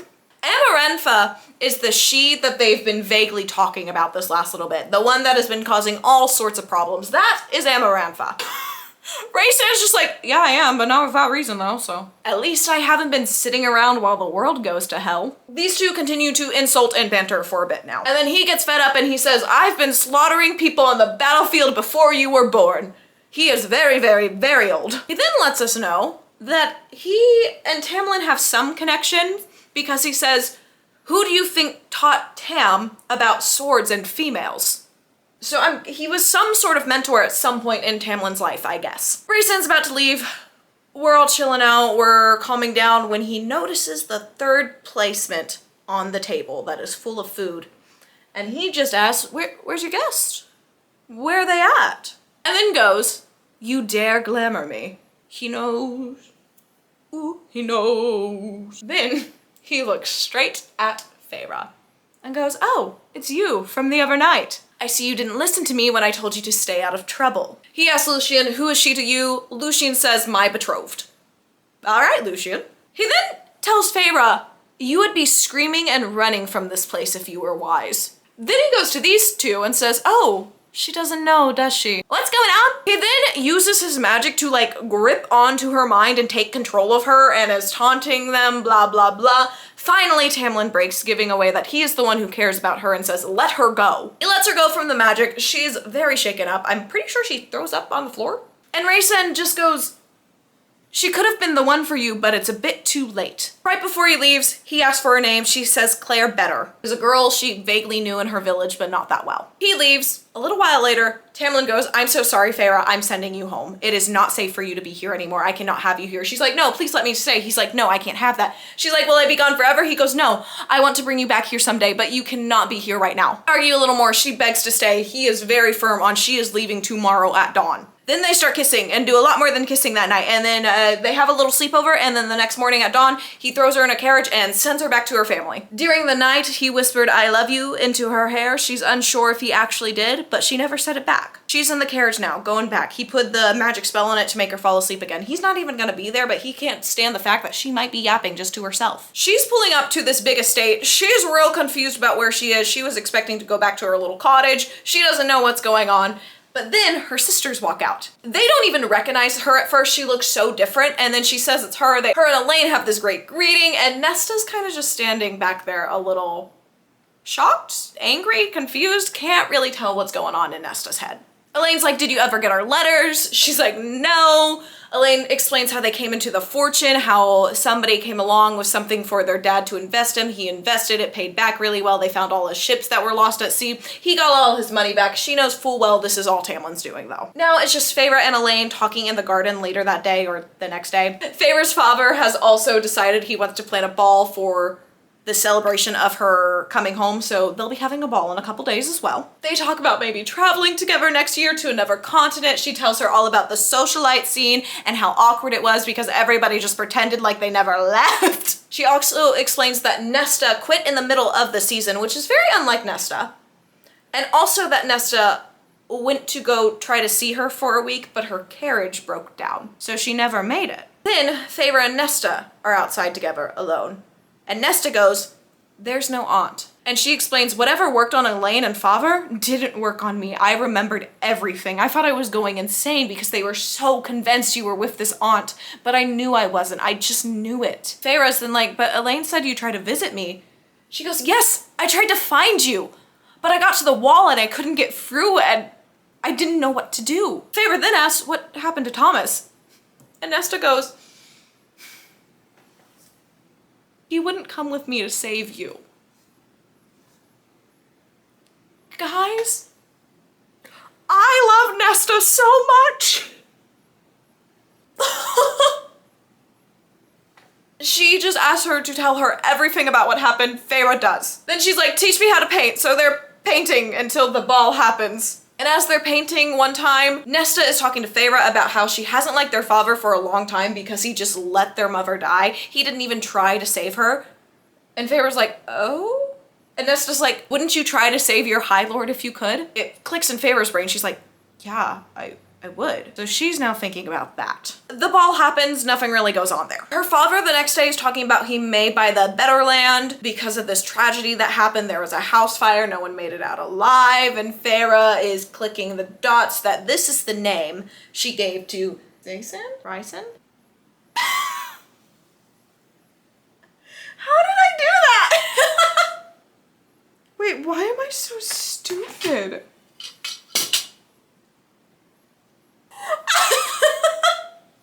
No. I can't make it look like an R.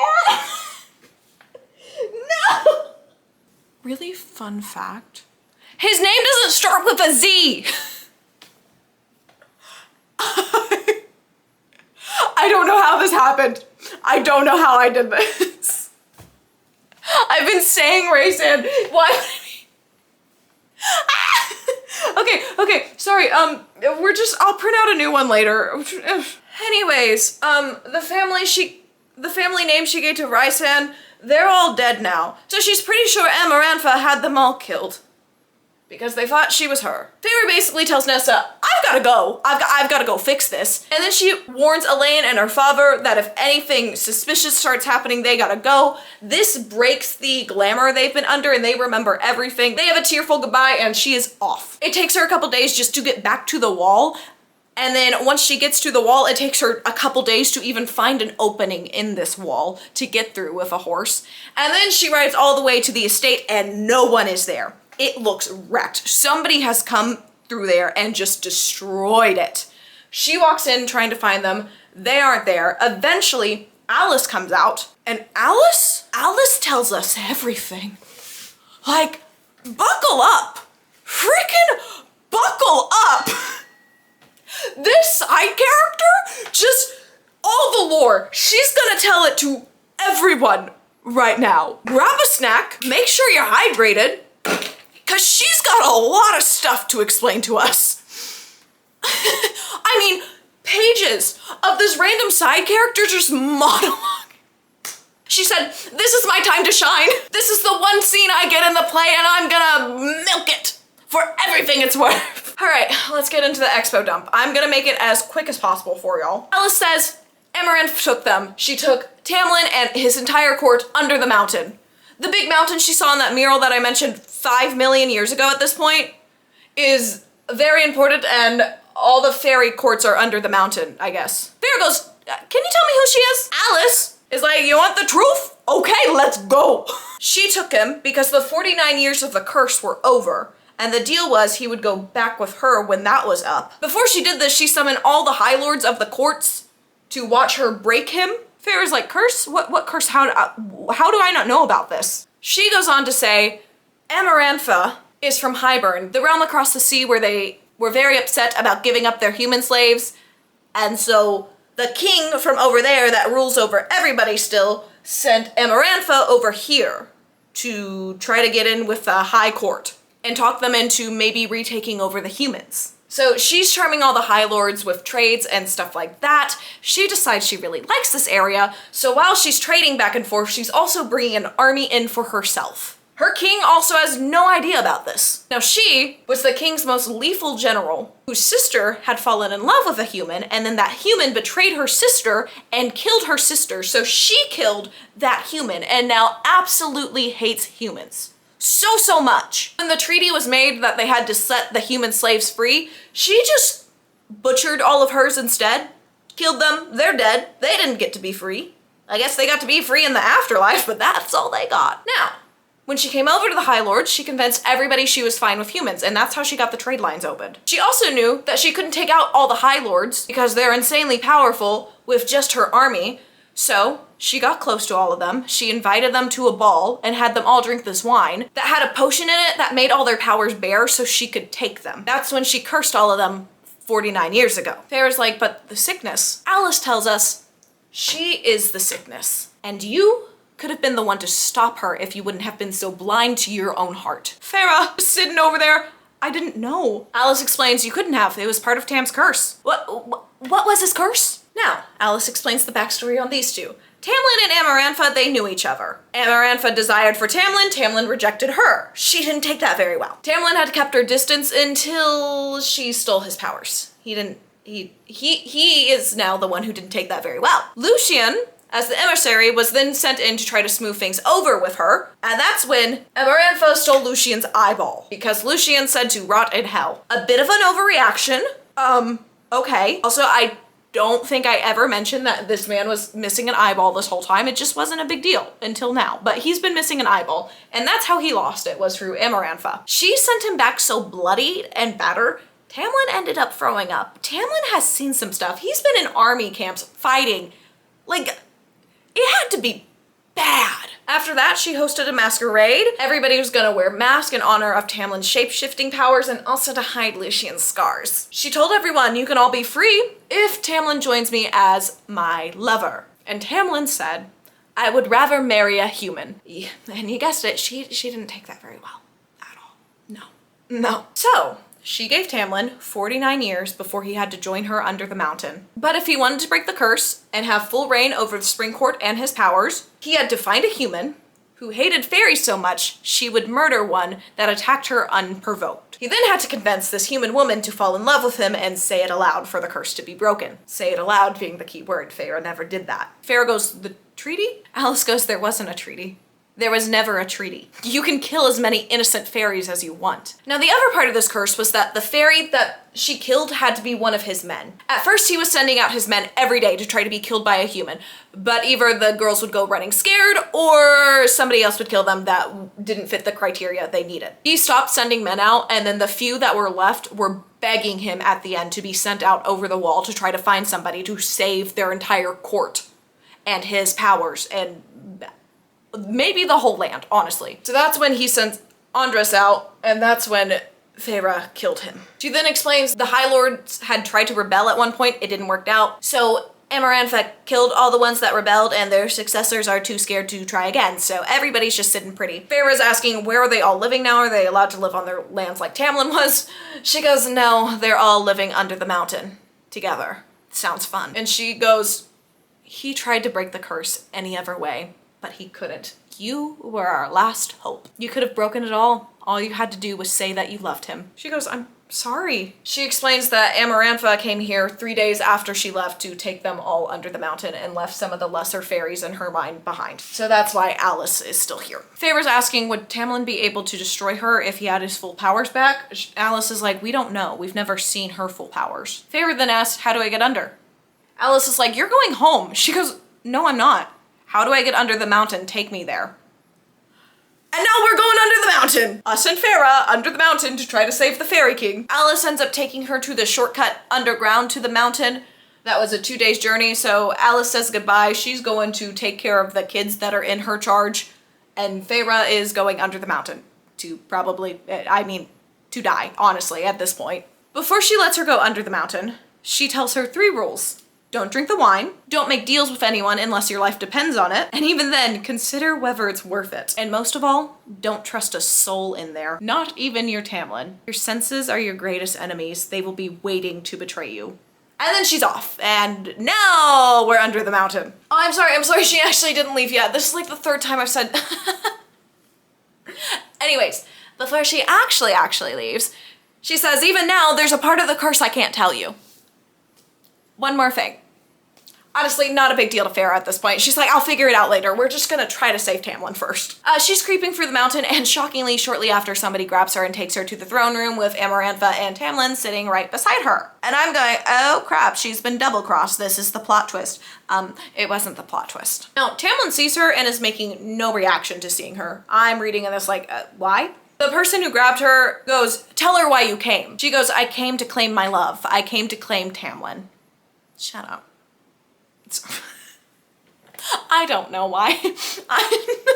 I'm sorry. Still no reaction from him on this. Amarantha goes, oh, my sweet. You let me torture an innocent girl to keep her safe. Feyre just goes, let him go. Amarantha goes, why? Feyre goes, you tricked him. You bound him unfairly. Amarantha's like, ugh. Humans, we teach them a language, and then this is the excuse you give me. I should really kill you now for being so boring. Well, I wonder what you'll say when you see this. And then they turn Feyre around, and there is Claire Bedor, hung up on the wall. She's already dead, but she looks really, really rough, in fact. Okay. Amarantha asks, you still want to claim him? Feyre's like, yes. Amarantha now asks Tamlin, what you gotta say about this? Tamlin goes, I've never seen this girl before.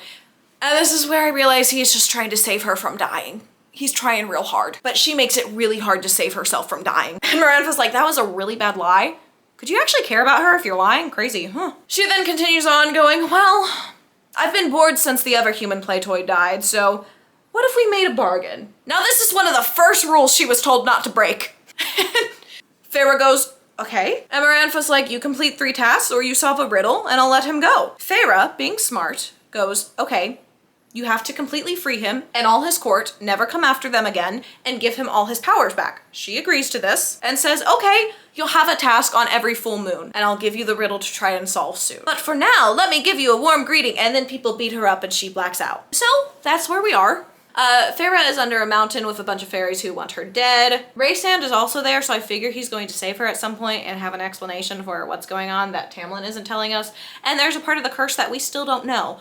Also, she just doesn't care that she was tricked into killing that man and then kidnapped. She's perfectly fine with that. I would have felt so betrayed by that. I know they couldn't tell me, but I would also have to rethink that relationship 100%. But I don't know if I could just I don't know. I don't know what I would do in her shoes. I wouldn't end up in her shoes. That's what I would do. I'm gonna go finish this book and I will meet up with y'all for the final conclusion. Sorry, if you're still on the video after that, that's amazing. Thanks.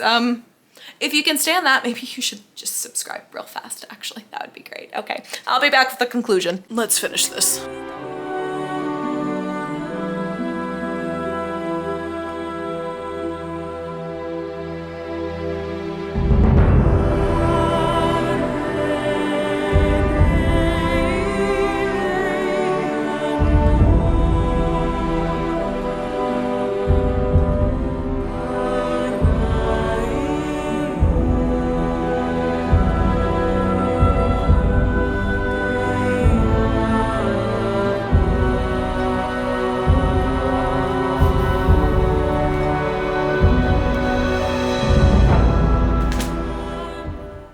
Tell me from 2021 that I actually like this book.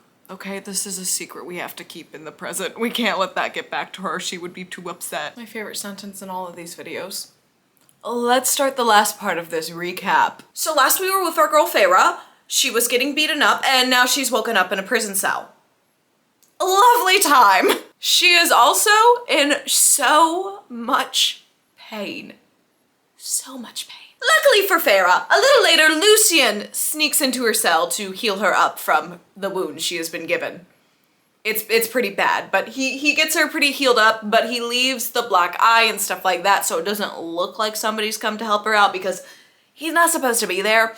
And Amarantha already doesn't like this man. Does not like him. I mean, literally, she stole his eyeball, so he's really trying to not let more of that happen, but also help Feyre out because that's what Tamlin wants. While Lucien is doing this, he goes, "What are you doing here? Why? One good reason." Feyre's just like, "I'm here for love. I came back to tell him I love him and to save him from the evil fairies as this mortal girl." Lucien's like, "That was incredibly stupid, but okay. You're here now." She asks him, "Have you all been trapped under the mountain?" Lucien explains that when Amarantha got Tamlin, she called all the other High Lords under the mountain and they are all not allowed to leave. Bound there in some way, I guess. Lucien leaves, skip a couple days. Now, some guards come to get Feyre. She goes back to the throne room. Amarantha has her there and she asks, "What's your name? I don't know it yet." She obviously isn't gonna tell her that considering what happened to Claire Bedroe's family and herself. She doesn't really want the queen to have that information on her fam. So, why did I just say fam? Anyways, moving on. So, she doesn't give that information out. Then Amarantha asks Rhysand, "Is this the girl you saw at the estate?" And he goes, "All humans look alike to me. I wouldn't be able to tell you that. Playing with fire, buddy. You're playing with fire and you know it." Feyre also knows this and knows full well that Rhysand knows what she looks like. So she's real confused right now why he isn't just ratting her out to Amarantha, the evil queen. But he doesn't. Amarantha proceeds to ask Rhysand for her name. He's like, "I don't know it. She gave me a fake one last time. Why would I know it?" Amarantha then asks Lucien what her name is. Lucien doesn't tell her. She tells Rhysand to use his magic mind control abilities on him, so he like basically grabs onto his brain with power. He could just crush it at this point, but he doesn't do that. He hasn't been told to do that. And Feyre pretty instantly, once this happens, this is what she had happen to her earlier, says, "My name's Feyre. Feyre's my name." She says her name a lot, really, really fast to make sure the point gets across. Amarantha's like, "Good. Oh, I guess I promised you a riddle, and if you solve it, then I'll let you and your High Lord and all his court go immediately." Are you ready for the riddle that I actually solved before it was said in the book? I'm really proud of myself right now. It also means this was a stupid, easy riddle because I am so bad at riddles. Incredibly bad. Anyways, here's the riddle. "There are those who seek me a lifetime, but never we meet. And those I kiss, but who trample me beneath ungrateful feet. At times I seem to favor the clever and the fair, but I bless all of those who are brave enough to dare. By large, my ministrations are soft-handed and sweet, but scorned, I become a difficult beast to defeat.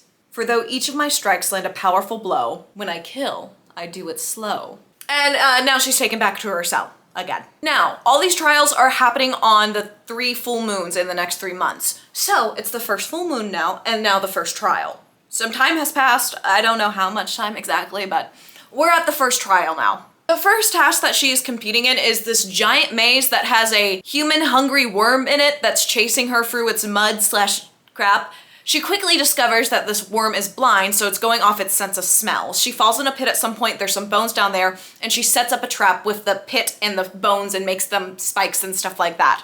She also then covers herself in mud so the worm can't smell her, goes to the other side of the pit, cuts her hand open a little so there's some blood, drips that. She's looking for the worm, it's disappeared. Lucian then yells at her to look. She looks over that way, sees the worm, avoids it, the worm falls into the pit and dies. She has won the first task. Amarantha then informs her afterwards, my court lost a lot of money today.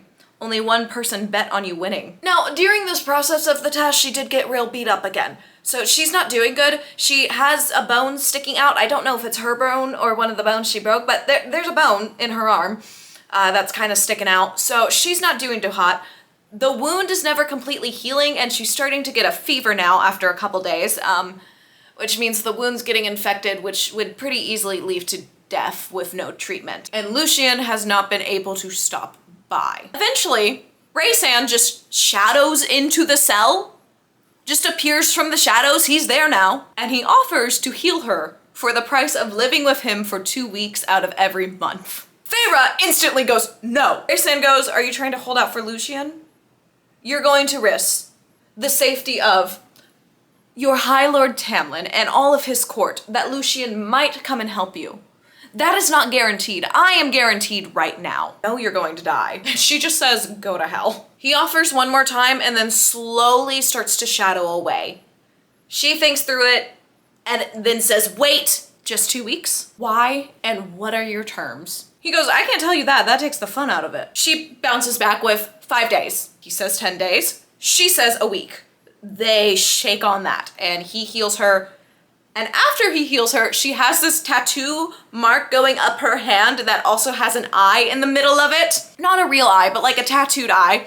She goes, you didn't tell me this would happen. He just goes, you didn't ask. I would be so mad if somebody did that to me. And she rightfully is. He just explains it by saying, it's just what the Night Court does. We always like to mark our deals. He leaves and then she's like, he never did this for me. He was doing it all to hurt Tamlin. That's her inner monologue. Cut to a few days later, some guards come and get her and make her clean a tiled room. And they just give her dirty water to do that. They say if it's not spotless by the time they get back, then they're going to torture her. They gave her dirty water though, so that's impossible. Luckily, Lucian's mom is thankful to Feyre for saving her son by giving Amarantha her name. So Lucian's mom comes in with a clean bucket of water for her. And she gets it all cleaned up and the guards are like, how did you do that? Okay. And they just take her back to her cell. The next day, they get her up, they take her to a bedroom in the mountain castle. They're under a mountain. They're in a mountain right now. But they take her to one of the bedrooms that is in this mountain. Why is this the thing that's getting me? Anyways, and go, somebody spilled some lentils in the fireplace. You have to pick them all out now. And if you're not finished by the time that the owner gets back, then we'll torture you. So she's trying to get them all picked out, not working. She's been working on this for hours and there are still lentils. Eventually the doorknob starts turning and that's when Raysan walks in. This is his room. He's like, what you doing in here in my fireplace, actually? Why are you in my fireplace? She explains everything to him. He magics all the lentils into the pail they need to be in and then magics away the soot that was on her as well. She asks him, how do you still have so much power compared to the others? And he goes, no, this is only a fraction of my power still. Which is terrifying because he is by far the most powerful we've seen so far. She asks, are you able to shapeshift as well? He explains yes, and then he shows her by partially shapeshifting, so he has like Talon's claws out on his hands and then wings from his back. I'm guessing he's one of the bat boys y'all like. And then she asks, do you know the answer for the riddle? He goes, okay, that was really bold, more power to ya, but I absolutely cannot tell you. I am bound by something Amarantha told us to do and we have to listen to it. I would tell you if I could, but I can't, so. Sorry. The guards come back to get Feyre. Raysan stops them before they leaves and goes, no more household chores. Don't even go into her cell. If you touch her, I will make you stab yourself in the stomach with your own knife. He scares me a little. she's back in her cell once again. And then these two shadowy figures appear. They grab her by the arms and she also becomes shadows and just walks through the wall. And then they take her to a room and they start painting all over her body. And I mean every inch of her body. And they paint it in the design of the tattoo that is already on her hand. So she's covered in this like blue black ink all over. And then they put her in the skimpiest gossamer dress ever. This is ridiculous. Then Ray-san walks in the room and says, "You look just how I hoped you would." Stop being creepy, my guy. She's asking about the paint that's all over her. She's like, "Is this really necessary?" He goes, "Yeah, I want to make sure nobody else touches you. If I touch you, it won't smear, and it won't smear from any of your movements either." And then he takes her to the throne room with everybody for the Midsummer Festival. Amarantha and Tamlin are both kind of in shock. Tamlin has showed no emotions through this whole process at all. He's trying really hard to protect Feyre from showing what causes him the most pain because he knows then Amarantha would do that more to try to get Tamlin to agree to be with her. Girl, it's not gonna work. He explains the bargain that they made to everybody in the throne room. Tamlin's just sitting there again, just not responding to any of it. Amarantha is clearly not happy about it. Remember, Ray-san was kind of her plaything, and she just says, "Have fun." Ray-san then takes Feyre over to a table with wine and tells her to drink it. She goes, "No." Remember, that's the first rule Alice told her, was not to drink the fairy wine there because it's much stronger. He basically commands her to. She eventually does, and she is blackout drunk pretty fast. I think she also has 2 glasses, so she is not fully there anymore. The next thing we know, we're back in her cell and she is throwing up in a corner and falling asleep in the other. Lucien comes in, gives her his cloak because she's still in the super skimpy dress and it's freezing in the cell. Lucien's basically like, "So how did you cause this many problems so fast?" She notices the paint that's messed up on her side and she asks him, who touched me? He goes, "Who do you think?" It was Ray-san. But it's just on her sides. It's nowhere intimate. Lucien also explains to Feyre that Ray-san had her dancing for him most of the night or sitting on his lap. This is the one we like? That y'all like? You like him? Why do we like him? I don't see why we like him. And then Lucien's like, "Why would you take this deal? I was going to come and help you as soon as I could. I was just so injured because when I stood up to you, she had Tamlin whip me for it, and I was healing from that for multiple days. I was going to come heal you as soon as I was healed." And she goes, "I was dying. I didn't know if you were coming. I needed to make sure I could save Tamlin and the whole spring court because of this stupid curse. So yeah, I took his deal." Lucien just says, "You don't know what he is." She goes, "I do." Lucien leaves, and then for the next little bit, we repeat she's drinking and dancing for Ray-san, and it's just, yeah. The night before the second trial, these two are bantering before they go to the throne room to party. I guess they party every night in the throne room. I don't know. They do, though. Eventually, she asks him, "What do you want with me beyond taunting Tamlin?" Ray-san goes, "Well, that's fun. But why do I need an excuse to be in the presence of a pretty female?" Feyre goes, "You saved my life. And through your life, I saved Tamlin's." He is really focused on protecting Tamlin for some reason, is all we really get. They walk into the throne room. When they walk in, there is a fae sobbing in front of Tamlin and Amarantha, and it's the High Lord of the Summer Court. He apparently tried to escape from the Spring Court's tunnel, and they found him, and now they brought him here. Goody goody. And then Amarantha tells Ray-san to break his mind, and he proceeds to basically crush his brain. Amarantha goes, "I didn't want you to kill him." She wanted to have her version of fun with lots of sharp objects with that poor human fae. So Ray-san actually did him a great favor by just offing him there. And that High Lord of the Summer Court knew it, and Feyre also knows it. Next night, we're at the second task now, after that dark and lovely scene. The second task, she's dropped down in this box. It's lowered down from the normal level of the floor. When she looks over the bars, Lucien is chained up on the other side. And then on the other wall, there is a riddle with 3 levers for 3 different answers. Now, one major problem, she can't read. She can't read. So she's wondering who told Amarantha this. but is also desperately trying to figure out how to solve this riddle, because it's not only a riddle she needs to solve to save herself and Lucien, there is also spikes that are slowly coming down from the ceiling that is going to crush / impale both of them if she doesn't solve this. So she's freaking out. The spikes are getting closer and closer. At some point she's like, okay, I'm just gonna put it up to fate. And she goes to reach for the lever 2 with her hand with the tattoo on it, and her hand will not let her grab the lever. So she goes and tries to grab lever 1. Same thing happens. She goes to lever 3. She feels like this is the right lever. The hand's not protesting it, so she pulls down. Raysand has some connection with her through that hand. She's figured out now, obviously. She's so relieved when she saves them, but also so disappointed in herself that she almost killed herself and Lucien because she doesn't know how to read. So she starts to almost break down crying while she's still down there and the platform is coming back up to normal level. Raysand goes in her mind because apparently they can talk to each other in their mind, and he goes, don't cry. Don't show her this broke you. Don't. So she pulls herself together before she's in front of Amarantha. He goes, stare at her for 10 seconds straight and then leave. She does exactly that, leaves, and then she gets back to her cell and starts sobbing. She is so frustrated and just so terrified of what could have been if she hadn't had that connection to Raysand for this. Raysand comes into the cell a few hours later and she is still crying. So he asks, still crying? She won't stop. So this man starts kissing the tears / licking them off of her face and then proceeds to lick her eyelashes? She stops crying to say, what the hell? And Raysand responds with, I knew that would make you stop crying.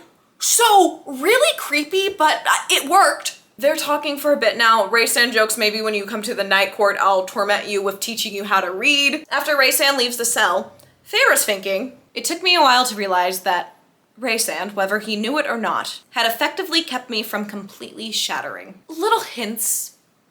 Not a big, romantic hint, but you know, just plants that seed for us. Now cut to, the shadowy figures are walking her through the hall later on in time, and they stop, hide behind this banner on the wall to listen to the ACOTAR and something else that the ACOTAR is clearly scared of, which is terrifying because everybody has been afraid of the ACOTAR so far. So who's he talking to that he's scared of? Because that's scary. They basically overhear the plans from these two talking that the king from the other kingdom that still wants human slaves is going to invade this realm and take over so they can have control over the humans again here pretty soon. And they're arguing on why Amarantha took the risk on making a bargain with her. After they leave, Feyre's like, does Raysand know this? The shadowy figures go, he will. Now, cut to the night before her final trial. She is standing against the wall in the throne room. Raysand is busy gossiping, talking with some other people. Tamlin sneaks up beside her very casually. They're both looking straight ahead and holds her hand and then starts walking away to a doorway. She gets the hint, she follows him in. They're both in there and they start making out so fast. So they're full force making out right now. And then Raysand walks in and just goes, shameful. And then he goes, do you know how Amarantha would have reacted if he saw you in here, Tamlin? It would have made things so much worse. Now clean yourself up and get out there. Now, it's just Raysand and Feyre in this closet area, I guess? I don't know where they're at. They're talking a bit, kind of arguing, when all of a sudden he starts forcefully kissing her. She's thinking, what is going on? I'm going, oh my gosh, Twilight flashbacks. Scarred for life. This can't be happening again. But then Amarantha opens the door and Feyre and I both realized he did this so it looked like they were the ones making out in the closet and they had a reason for being in there. Tamlin does noticeably actually look a little shocked by this predicament. Amarantha again doesn't look happy. Again, remember, this is her plaything. And she just says, I knew it was a matter of time. Cut to, we're back in her cell hours later and then Raysand pops up in her cell. He shadows in again. She goes, what do you want? A moment of peace and quiet from this mess. He continues on going, you hate me. Now imagine if I were to make you serve me in the bedroom, which he's basically implying that is his relationship with Amarantha. I hate her. I already hated her, but Feyre's sitting there like, why are you telling me this? He just goes, you are the one person that I can talk to without putting myself at risk. That's why I'm talking to you. Feyre takes this time to ask him, if I somehow win tomorrow, what's stopping her from just retaking Tamlin's powers again? Rhysand explains, Tamlin will never give her an opportunity again. Tamlin's going to kill her as soon as he gets his powers back. Feyre asks, what's stopping him from killing you? Because he definitely doesn't like what's going on here. He goes, don't you wonder why I never touched you beyond your arms and waist? It was to keep some form of innocence. Trust me, I want to do a whole lot more. My guy, calm down. It is not the time for this. And she is taken. Like, she is willing to die for this man right now. She is pretty taken, unfortunately. I think you'll get your shot later, but this is just not the time. He's just a flirty person. This is a romantasy. What were you expecting? Feyre asks, why is Amarantha making you do this? Why is she targeting you? And he says, my father killed Tamlin's father and brothers. So Amarantha decided to punish me because my father killed her best friend, Tamlin's parents, Tamlin's dad. He didn't say that she killed her mom, so I don't know what's going on there because his mom is also definitely dead. Feyre then tells him, you know, when you healed me, you didn't have to bargain with me. You could have said you wanted me every day out of the year, and I would have done it to save him. And he just responds with, I know. We've made it to the final task now. When she walks into the room this time, it's silent. All the rest of the times when she walked in, there was cheering, there was japs from the fairies, but this time it's silent, and they raise their hands in a way of respect. She says they kiss their hands and then extends them, so I'm thinking Hunger Games style, like, once again. Sarah J. Maas, I need you to confirm, were you a giant Hunger Games fan? Like, it's fine. I love these things, but you had to be. Like, you had to be. Amarantha asks her, any words to say before you die? Feyre just says to Tamlin, I love you. I will love you no matter what happens to me today. Now, this last task is for Feyre to kill 3 innocent fairies. They all walk in, they have bags over their head, and they each have a dagger in front of them. An ashwood dagger, so it will kill them.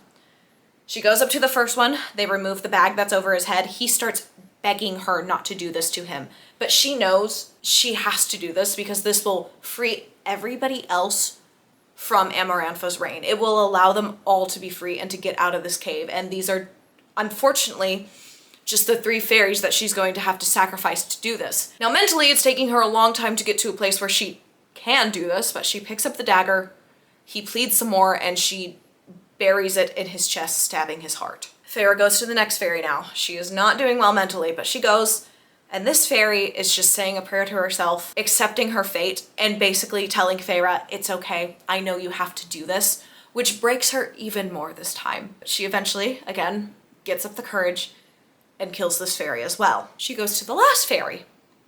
They pull the bag off of his head, and it's Tamlin.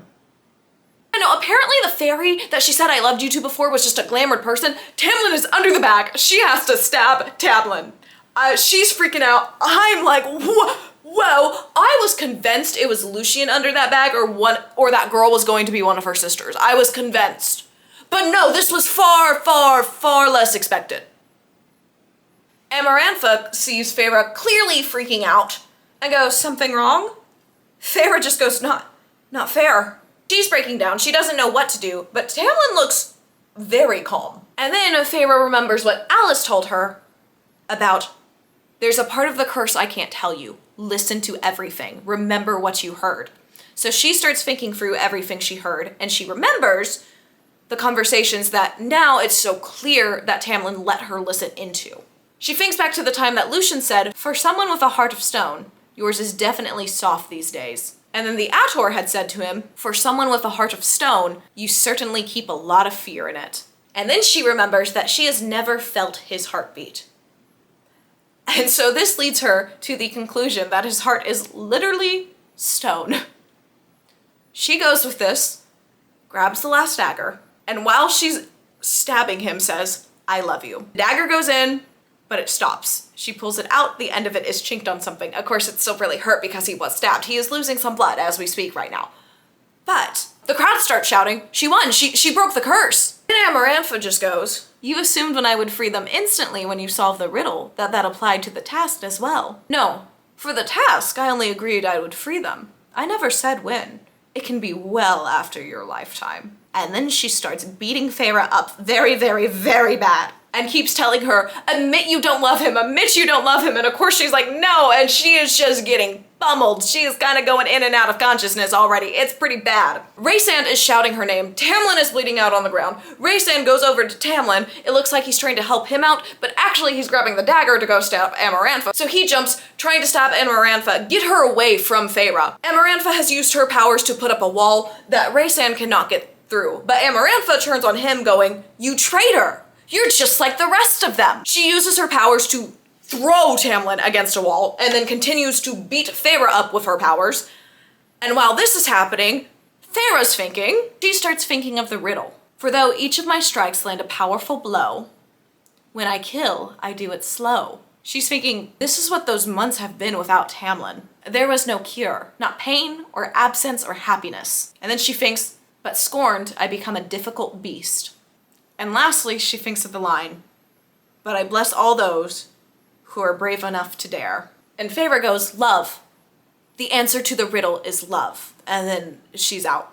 Now, she is seeing from a different viewpoint. She can see her broken, dead body on the ground from where she's seeing all this from. But she sees Tamlin get up and completely destroy Amarantha. He turns into his beast form, has a sword in one of his paws. She's done in seconds. And then he runs over to Feyre's dead body that's on the ground that she is not in. She's viewing this from a different perspective. She doesn't know where. He's sobbing, stroking her hair while she's dead. And then the High Lord of the Autumn Court comes over and drops a sparkle onto her chest. And then all the High Lords start coming over to drop this sparkle on her chest. And then eventually she realizes that her connection with Rhysand is letting her consciousness be with him for this time. And he goes over and drops a sparkle on her chest. Then she wakes up. She is still lying on the tile floor. People are cheering around her. People are staring blankly. Some people have run missing that were loyal to Amarantha because they know it's not going to end well for them. And she remembers that before Rhysand had given her the last sparkle, saying, for what she gave, we will bestow what our predecessors granted to few others before. So she's sitting on the ground, processing everything that's happened. Tamlin's hugging her so tightly, and she realizes she is now a high fae.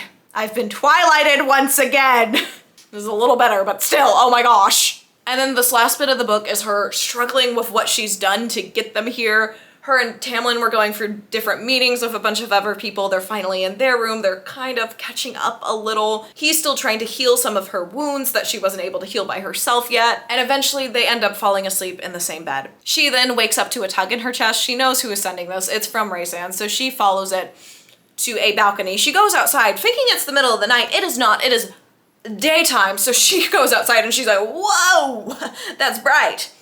Rhysand's like, oh, I guess you haven't been outside for a while, have you? No, I haven't. Rhysand just goes, I just wanted to say goodbye before you are whisked off with your love forever. Feyre goes, not forever. Still gonna see you 5 days out of the month. He smiles a little, saying, how could I forget? She then asks him, why? Basically, why did you try to save me? He explains that because he didn't want the legends to say that he was just standing around on the sidelines, so that's why he jumped in. But then after that, he says, I didn't want you to fight alone or die alone. And this was the thing she was thinking when they had the fairy that unfortunately died at the estate earlier in the book, that she didn't want anybody to die alone and she would have never wanted to die alone. It's cute for fantasy world. She just says thank you, and he quips back with, I doubt you'll be saying that when you come to visit the Night Court. He's got his wings out now. Feyre's asking him, are you gonna fly home? He says, no, I don't have time for that right now, but hopefully someday I'll be able to fly again. And then he asks her, how does it feel being a fae? She goes, I was so used to being immortal. I feel so much stronger and different in my body now, but my heart has stayed the same. And I almost wish it would have changed because I feel like what I would have done would be easier if I didn't have a human heart still. But maybe immortality will change that. Rhysand responds with, be glad of your human heart. Pity those who feel nothing at all. They say goodbye, and then he just straight up disappears. No remaining shadows or anything. He's just poof, gone. Then her and Tamlin, with the rest of the Spring Court, go back to the estate. When they get there, they see Alice with her boys playing outside there. It's really cute. They're standing outside just looking at it from afar, taking it in while they stand next to each other holding hands. And then Feyre says, let's go home. And that is the end of book 1. I'm not gonna lie, going into this, I thought I would completely hate this story, but in fact, I quite enjoyed myself. I think 3.5 stars is a good rating for it. Because it's a little cringy, and that's what makes it fun to recap. But I enjoyed my time. The ending got me good, what can I say? I don't know if I should be proud that I can now say I read ACOTAR, but I can say it. Anyways, I have plans to do the rest of this series. So, if you like this, or like plot explanations in general, you should definitely subscribe. Hit that like button, maybe comment some other books you want to see, or just your most bizarre ACOTAR first book fact, and please try to keep it spoiler free in the comments because I have not read the other books yet. Yeah, I know it's risky posting this video without reading the other books, but what's a girl to do? If I don't see y'all before then, I'll see you in A Court of Mist and Fury. Bye y'all.